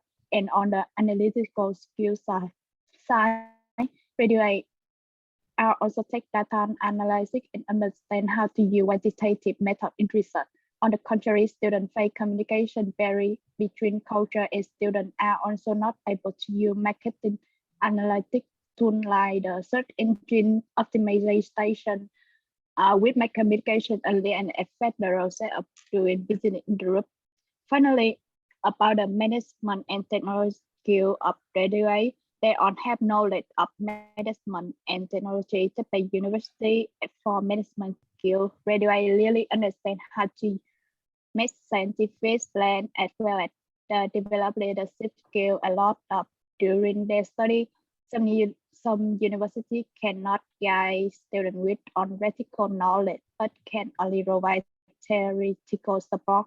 So students after graduation cannot learn how to apply management skill as well as putting technical skill into practical work. Students themselves need to learn more about skills that help support their work such as AI. So AI coding. So my partner we will continue to the next country. Okay, I'm begin. And next, to have students have self-awareness and assessment, I will show the strength and quickness in the employability of Australian marketing graduates. Firstly, I will talk about virtual teamwork skill. Australian educators have started to provide basic knowledge about virtual teamwork for students. Therefore, graduates knew how to share their self-recruiter knowledge while collaborating in the global virtual team. Moreover, they can also reflect on the information being shared and conceptualize their learning while collaborating. In addition, according to recent survey, about 70% of students are able to self-manage during a remote internship. Moreover, graduates are also equipped with the ability to organize, which is essential to increase the employability of students. In the digital age, the ability to use digital tools of graduates such as social media is necessary to soften the gap between competency and demand. The study also showed that among all students can use social media platform for work. However, some employers think that the level of practice of this skill by marketing graduates is only average and does not meet the demand of employer. Nextly, the analytical skills of graduates are highly appreciated by employers. Students are instructed in the practical application of various web analysis packages. Moreover, students are able to compare, contrast, and identify new media across analyzing and assessing their effectiveness. However, graduates are difficult and take time to apply theory in context-relevant manner. About communication skills. In general, marketing graduates are able to influence others well. In particular, their written communication is very good. We have a large proposition in digital fashion industry because the need to interact with customers from online platform. However, a large number of employers and academics believe that graduates' verbal communication skills are lacking. Among students are afraid and unconfident of speaking in public and are unable to do so. Finally, according to research, graduates have basic technical skills such as Microsoft Office. However, they lack the necessary technical skill for digital fashion such as AI or virtual or augmented reality. This will critically affect their employability in this high-tech industry.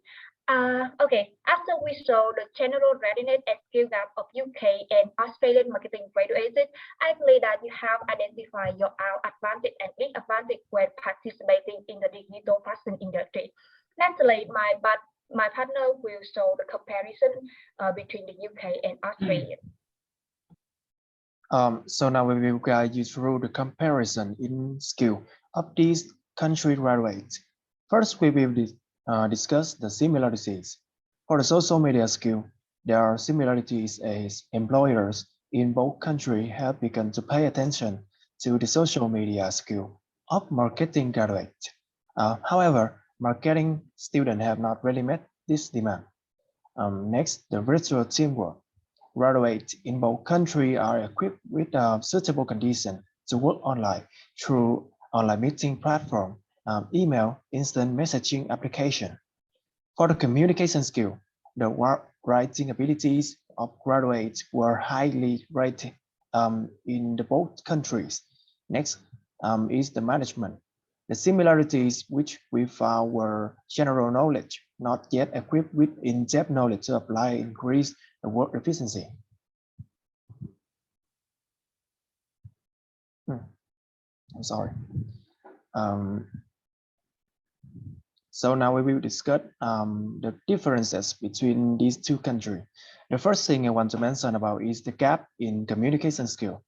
Besides writing, in the UK, many university courses assess oral communication skill within assignment tasks. This results in the UK student having good performances in oral communication. For the Australian students are facing slow adaptation in communication, which leads to a loss in competition with competitors in the industry as they are weak in this skill. For the analytical skill, the UK is facing a problem that their graduates were unable or even having a hard time to use the marketing analytic tools, which is extremely necessary in the marketing industry. On the other hand, in Australia, there are research papers showing that Graduates in Australia are facing difficulty in applying the right knowledge which is trained in university for suitable manners. And lastly, the technology abilities. In the UK, students are equipped with good knowledge of technology. However, they are lack of practical experience. In a different context, Australia was facing a problem that most of their workforce are not capable of using high quality skill in digital marketing. So now we will move to the slide in which my friends will discuss about the suggestion. Hi, I'm Nguyen, and from the previous information about graduate career readiness and the labor market demand. So how can you guys apply them into your personal situation? That's a big question. And now let me draw you some suggestions for each country. Firstly, if you are a marketing student from the UK, in fact, you are fully equipped with the competitive employability such as communication, virtual teamwork, or analytical skill as mentioned before. But to compete with others, you must sharpen your behaviors, knowledge, and skills. Plus, you should build a sufficient awareness about your dream industry and the current market situation. For instance, you aim to work as a marketing professional in a big digital fashion company like the Machine, who is one of the first to exploit AR technology in the UK, and you have to search for their technological requirements. Then you assess whether you can meet those conditions or not, or you should choose another smaller and less digitalized firm to work for. As for the employers, they have difficulties in recruiting suitable candidates, and that's why they should update those skills to the student and look at the machines again. It requires a deep knowledge of digital skill like 3D animation or intensive marketing. So why don't they cooperate with the institution to consult and redesign the available course for the students? And in terms of Australian graduate, they also share the similar skill set with the UK, but not as good as its counterpart. Therefore, they should have a self-awareness about their current employability skill to proactive in finding opportunities. Moreover, students should build a strong social network to easily enter the international workforce because of the underdeveloped of domestic digital fashion brands. And next, the employer should give the industrial strategic view and an authentic workplace and financial support to marketing fresh graduates. They should hold the workshop or internship programs for employees to learn about e-fashion, 3D design, or non-physical garments. And after that, due to the underdeveloped of digital equipment, business should also be in providing students a good learning and training environment. And I mean that institutions should modify or redesign their program as a work integrated learning or internship program and taken together to improve the quality of marketing graduate in the UK and Australia, particularly in the digital fashion industry. Students themselves, university, and employer have a close connection. I believe that those information and suggestion can support your career readiness. Let's do something now or never. And that brings me to the end of our presentation. Thank you.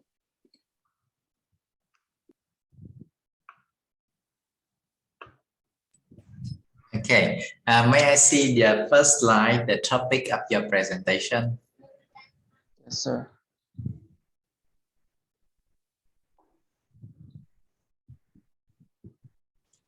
All right, digital fashion industry. Okay, so my first question, what is the link between the story, okay, the robot that you demonstrated at the beginning of your presentation with the entire analysis? Yes,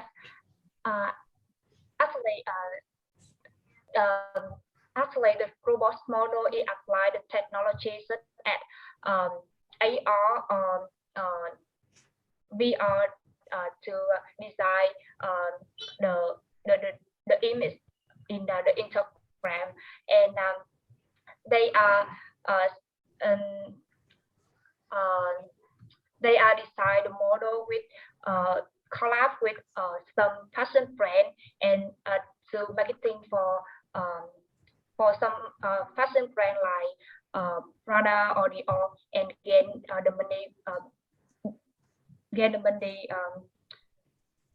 from this job. So I think this is link between the robust model in the digital fashion industry. Sorry, sir, can I explain more about the V idea? Yes, because that we are the consulting group from On Top Together, and we found that students or fresh graduate aiming to work for a new and potential industry. So we put the story of a 3D model design, a 3D model with her very high income. So that maybe encourage students to jump in this industry. Yes. Right. How do you define digital fashion industry? And are there any authors who define this kind of industry? Okay.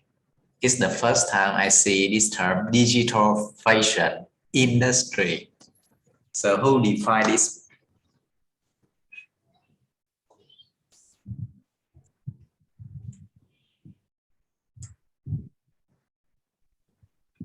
Actually, the digital fashion industry that's the new industry, and it's developed from original fashion industry in the digital age. It's applied a lot of technology such as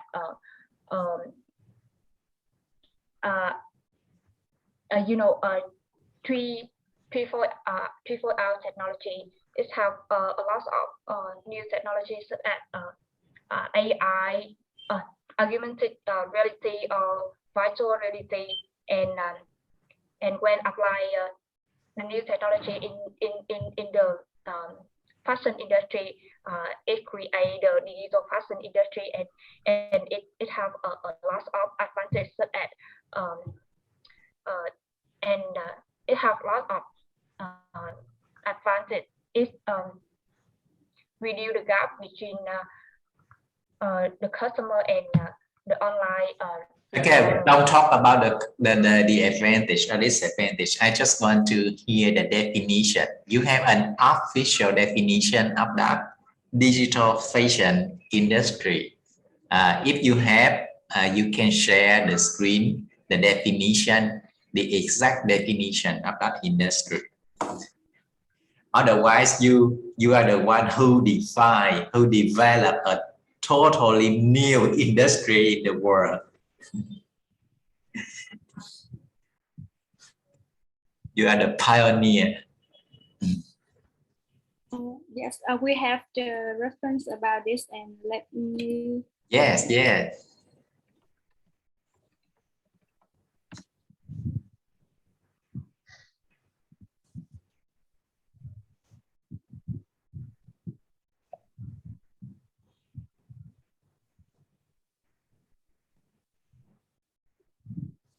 Sorry, sir, can you jump to another question, and yeah, we will take time to search for it. Because you have to answer this question first, so then I am able to move to the next question.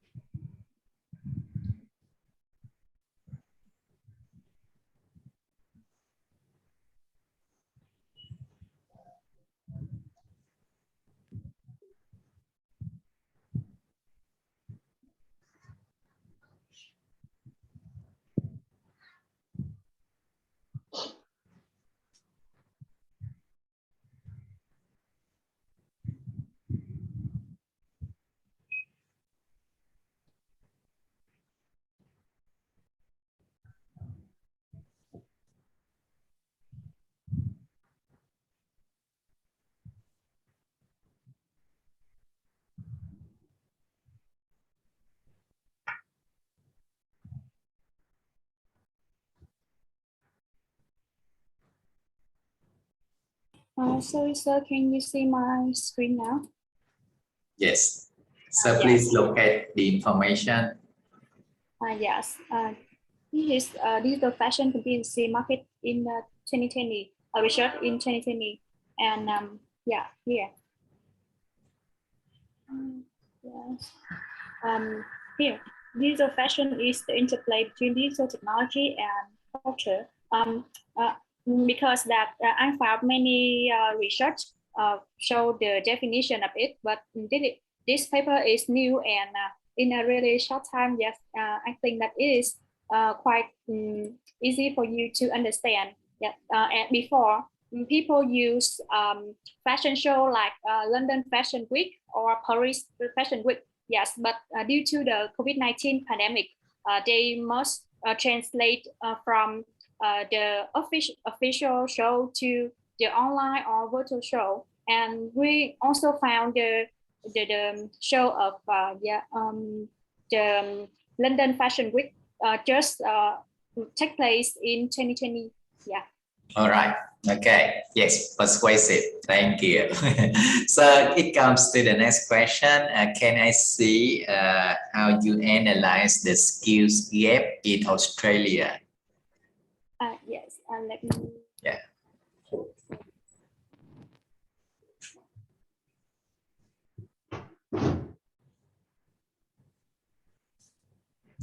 That's exactly what I want from each group Q&A session.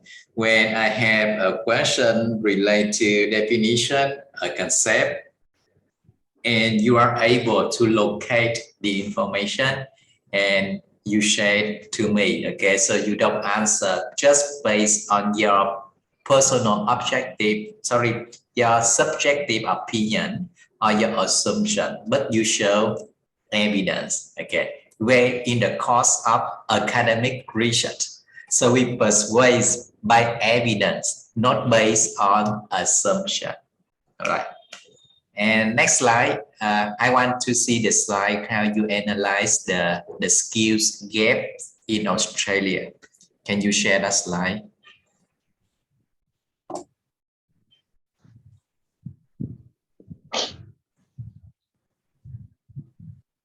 The skill gap.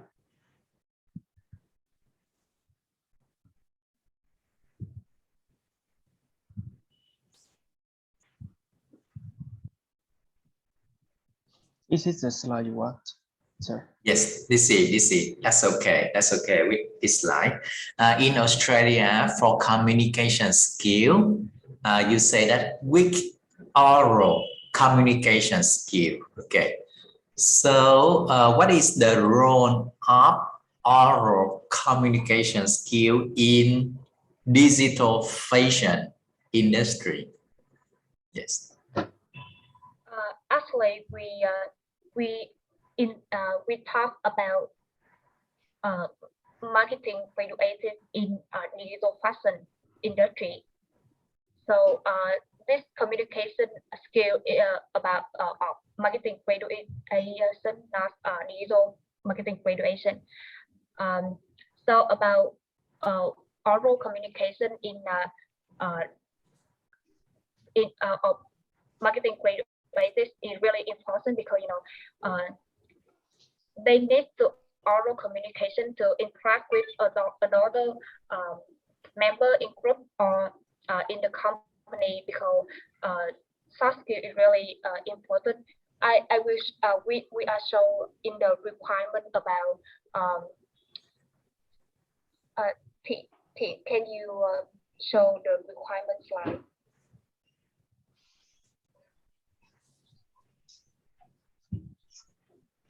About yeah. Yes. We find that and have material from mass authors tell that verbal communication skill is really important for marketing graduates, especially Australia marketing graduates.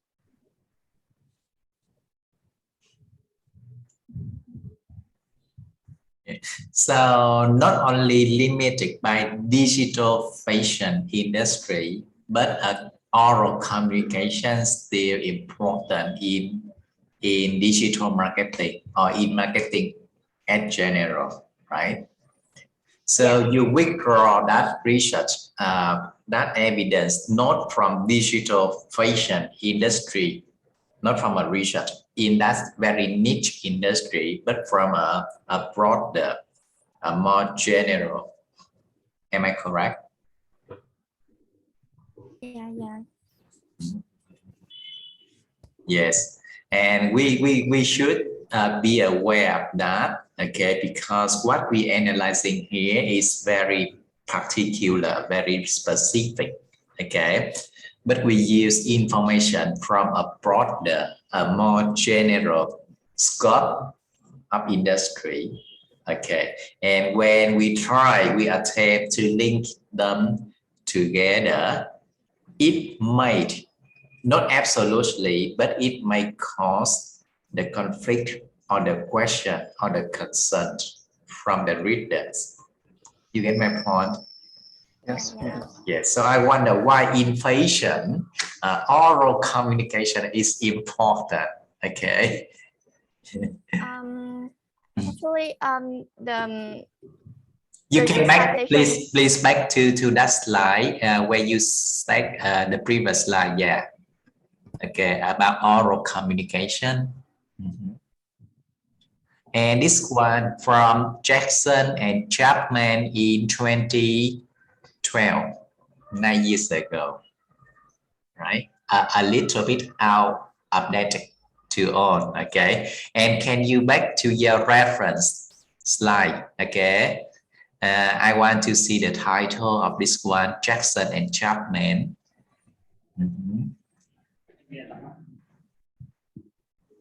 Where is that?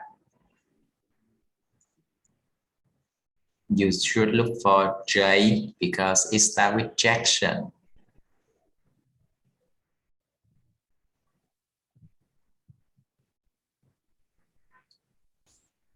It is non-technical skills gap in Australian business graduates. It's about business graduate in business. You see, not in digital fashion industry. You see the way how we can locate the information. All right.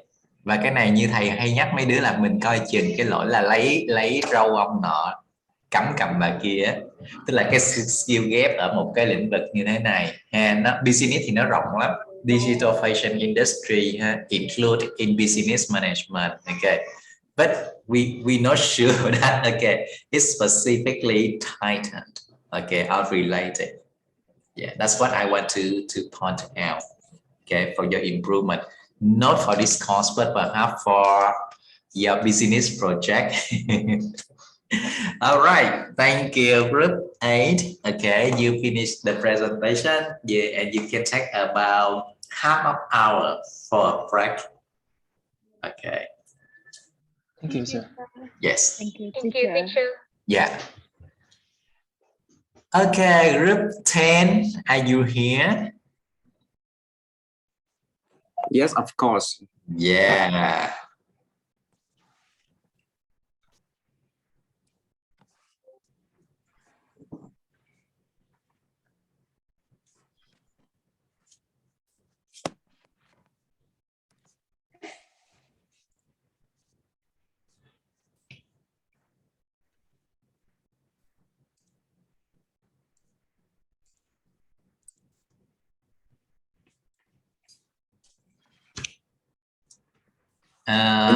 You have 5 members, right? Trung, Kiệt, Hằng, Trúc, right? Yes. And Vinh. And Vinh, yes. Okay.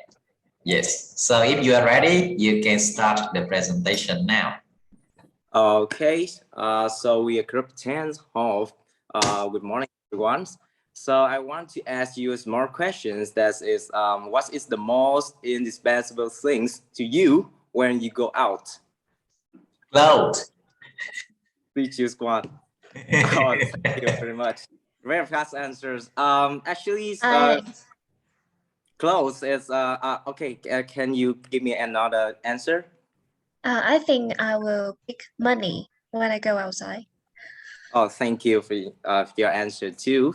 I think money is very important to us. But did you notice that you must always wear some clothes when you go out, right? So for that reason, our group decided to focus on the garment industries, which produce and manufacture clothes. So here is our team members of consultant group.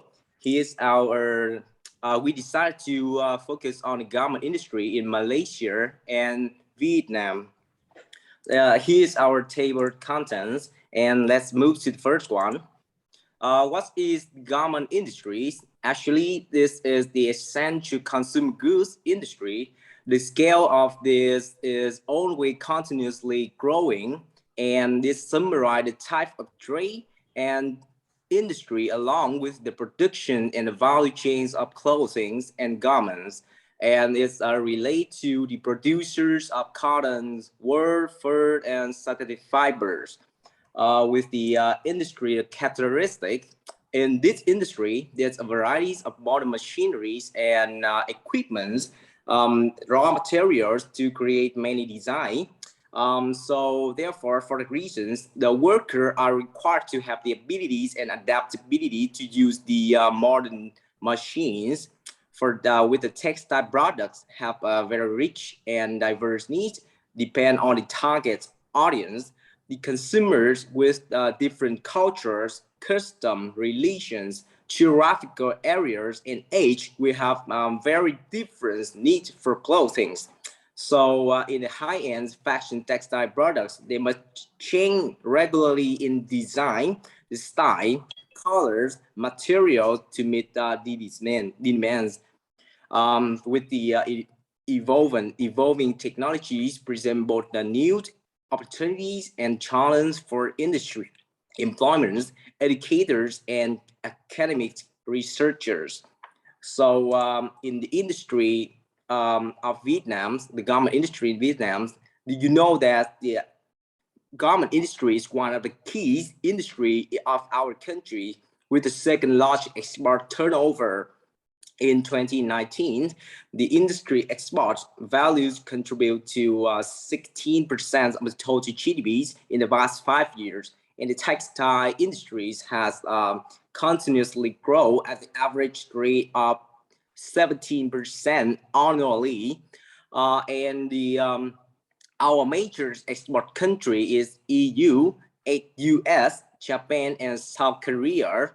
We provide them with low labor costs, and that also our advance. With the workforce of with 6,000 garment factories, they provide employment to 2.5 million people. With the garment industry in Malaysia, they focus on the sectors such as spinning, textile processing, weaving, pleating, makeup, ready-made garments, and finished textile cloth products. In 2020, the figures for garment export were $3,245 million, which occupy 1.7% of Malaysia's total exports. And Malaysian garment products is mainly export to USA, UK, Germany, and Germany. The workforce in 2019, there are approximately 250,000 people who are employed in the textile, apparel, leather industry in Malaysia. So my friends will give skill requirements information in this industry. So most of the requirements for new graduates are based on the above characteristic. Asia also continue to be an attractive destination for migrant workers. According to the research of Export Insider 2019, there were 4 of the best countries for export in the Asia regions, in particular Taiwan, Vietnam, Singapore, and Malaysia. Because becoming a destination for foreign diverse workers, not only compete with domestic workers, but also have to compete with many workers from developed countries with better qualification and soft skill. Furthermore, prior research has defined 5 groups of requirements for new graduates in the government field. With technical skill, after Industrial Revolution, the use of technology has increased. Nowadays, some embroidery machines and other technologies are used at a large scale to give a high quality production. Modern technology can monitor and textile production doesn't completely rely on auto machines because labor handwork is very necessary to operate the government sewing machines. Hence, technical skills are required. Besides that, communication skill in the workplace context, good communication skill refer to the ability to transmit and receive information clearly in order to avoid conflict. On the other hand, having the added advantages of a second language effectively allows new graduates to get more high position easily.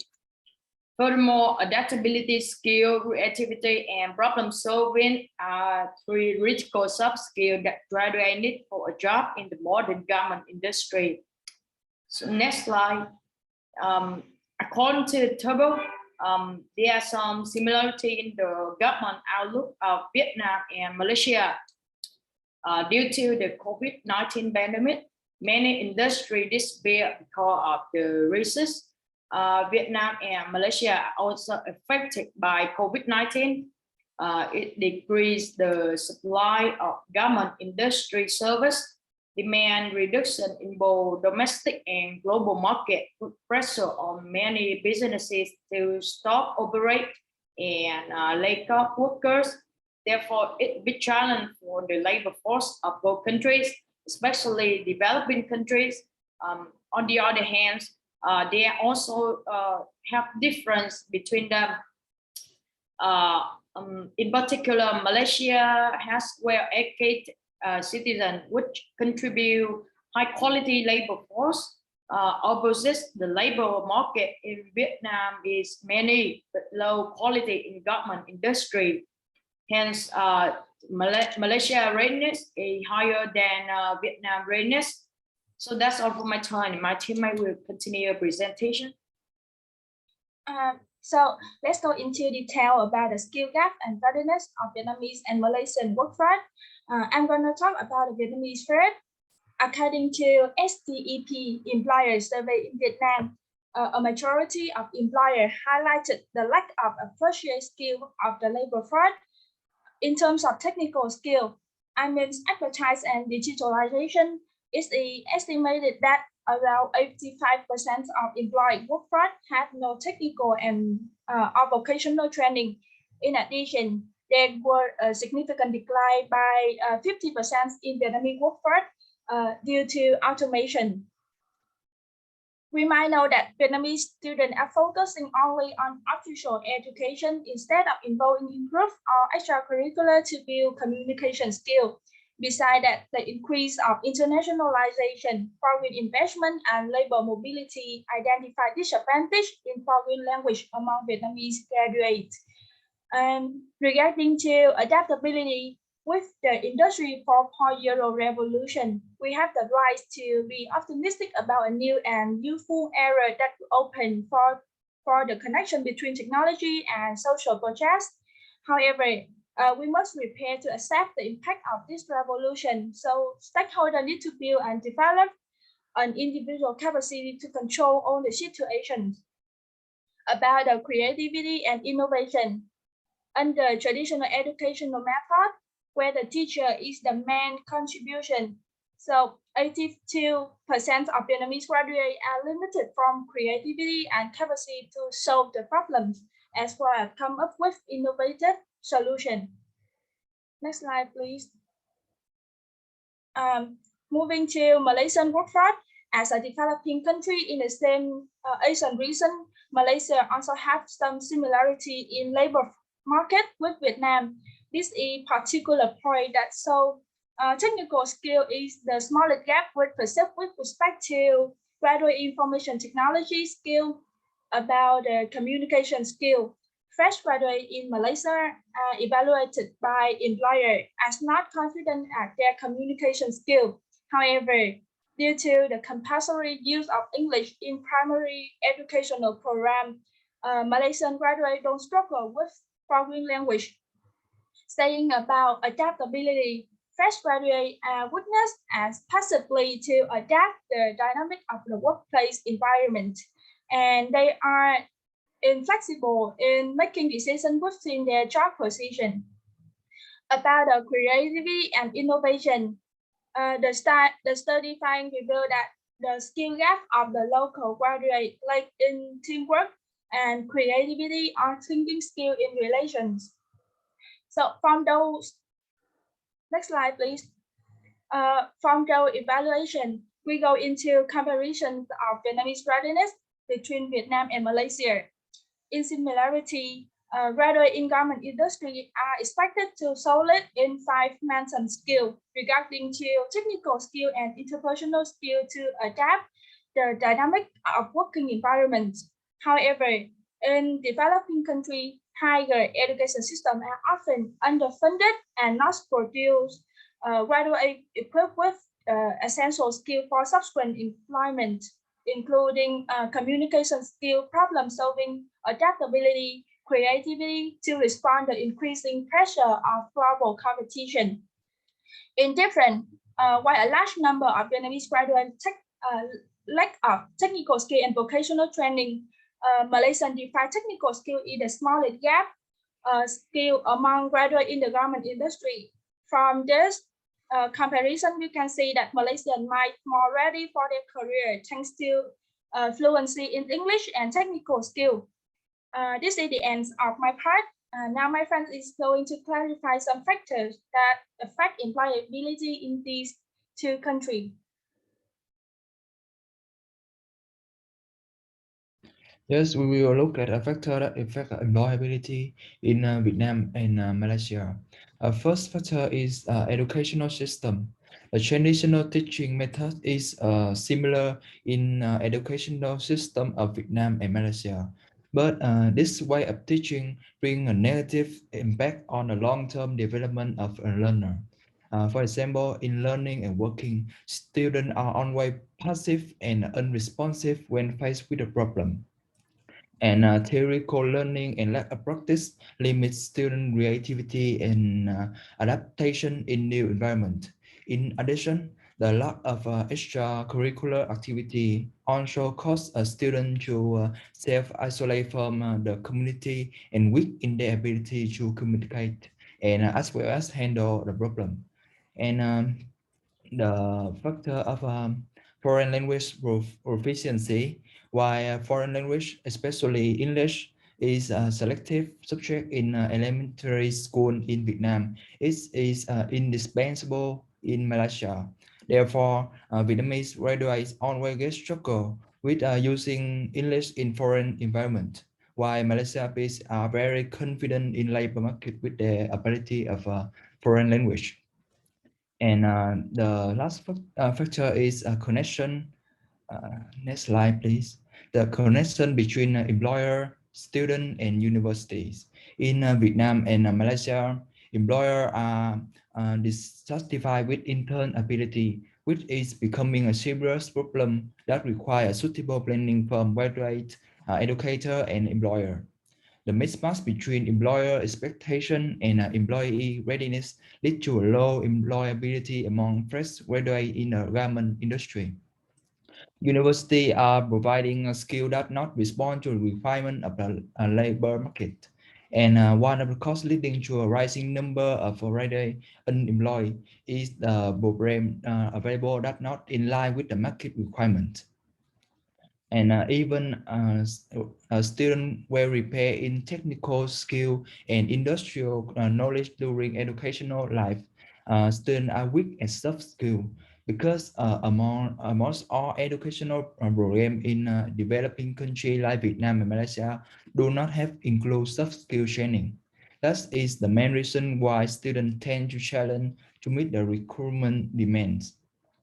The opportunity to work in a multinational company and fresh graduate aspect to have upon technical and interventional skill.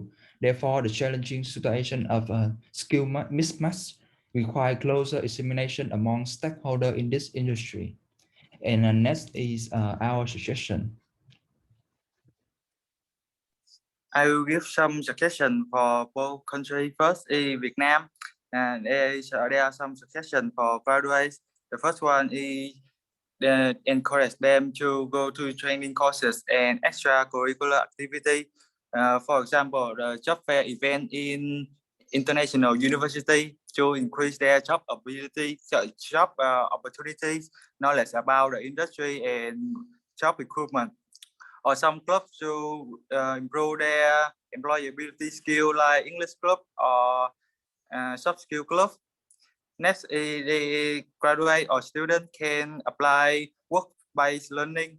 It is a very practical way to help them learn continuously, to acquire new skill and maintain their competitiveness in labor markets.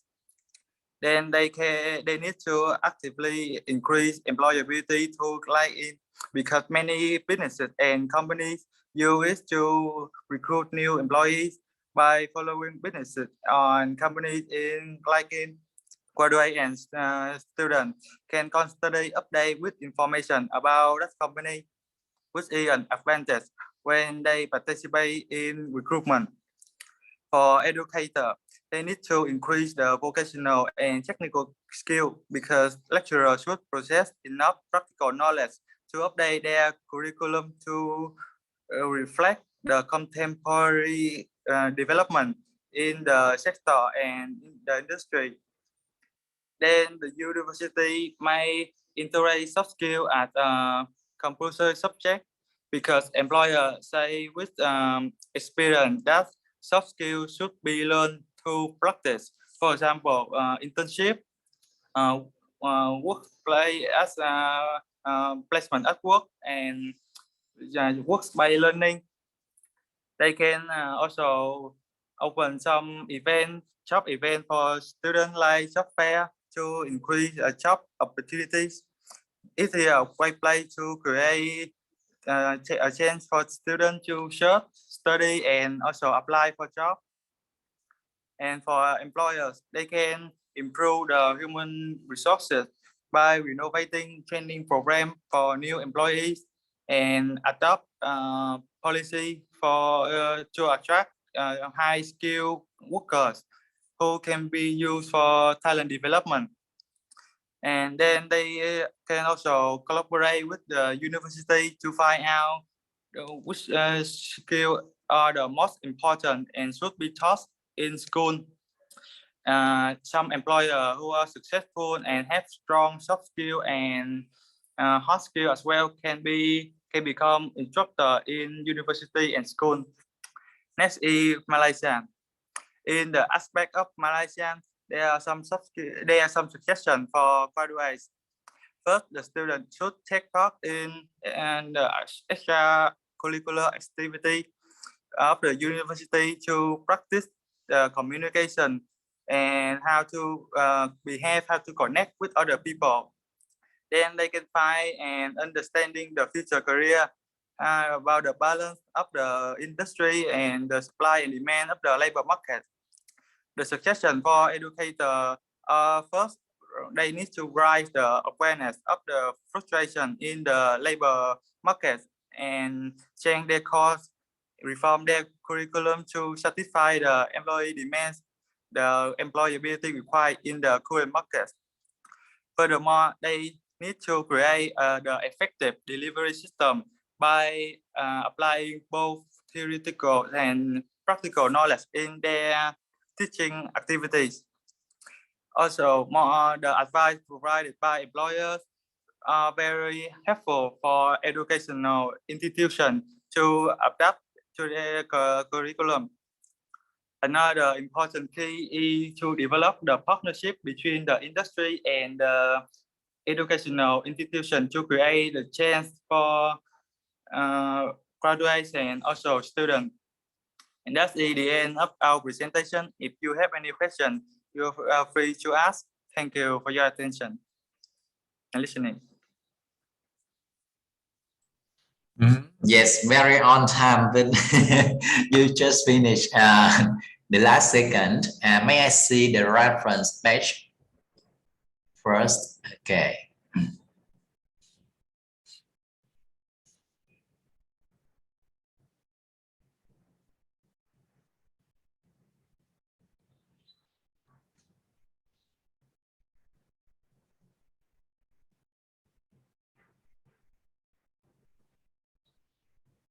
Next slide, please.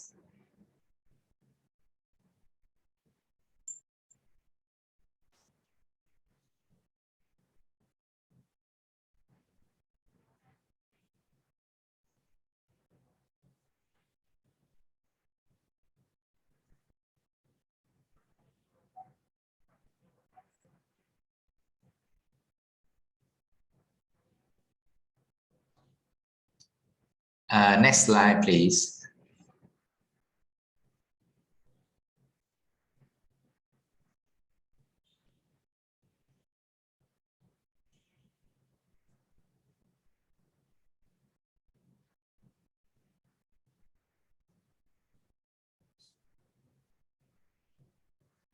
All right, next slide.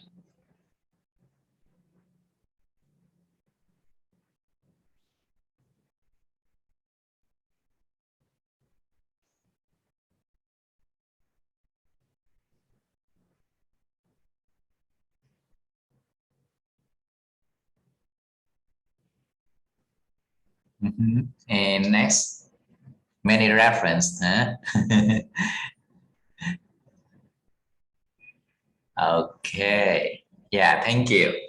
So I have questions. When you, let me check. When you present the factors that affect the employability in Vietnam, can you show that slide again? Yeah. The factor that affect employability, right? So which industry are you analyzing? Yes, because I'm talking about garment industries. So I want to talk because the educational system is effect on maybe the communication skill of employee in Vietnam and Malaysia. Yes. So you cited the let's say the research result from these authors. Okay. So you can look back at the reference page. Okay, you see most CD. Okay, most CD, the first one. Hamid Islam. No. Wait. Hamid Islam and Hazila. Okay. So you cite the information from two papers. Okay. Most CD, the first one. The second, Hamid Islam and Hazila. Okay. So two papers. Please check reference page now whether they talk about the factor influence the garment industry employability. Yes, we will look at the Hamid Islam first. Yeah, it's not in garment industry, right? Very general. Yes, because in garment industry is maybe the research the first reference, most CD. Okay, can you show that? Because when I do that and I give the research for the one who do the reference, and he have some mistake because the order of author is maybe trained in the website. Yeah, that's a mistake that we must avoid for academic presentation, you see. So when I just take a look, my big question throughout your analysis is that many references, many citations don't link to garment industry. Okay, you analyze the garment industry in very particular. However, when you analyze the skills gaps, the careers readiness, the majority of your citation you withdraw from just the research for business management, not really tied to garment industry. That's why a lot of skill that seems, I don't see that they fit with the garment or the textile industry in both countries. Okay, so you have about 30 or more references. I just take a look here, but just a few of them, okay, less than 10 refer to garment or textile industry, and the majority did not. That's why I would like to check the reference first, okay, to identify whether you actually research the paper in garment industry. And I remind this many times, and not only your group, but many groups, it seems that we extract information from this industry of just in very general, and we put in our particular industry. You see? All right. Okay. So that's just my comment through your presentation. So for the details, I need time to check, okay, to read the reference. All right. Okay. However, yes, congratulations, you to finish the final presentation. Okay. And yeah, however, you can answer the 4 questions, okay, of the requirement. Let's take time. We have about 20 minutes break, and we come back at 11:15, okay, for the wrap up section. Okay, so thank you, Group 10, and I see you after 20 minutes at 11:15. Yes, thank you, teacher. Yes, thank you, teacher. See you. Yes.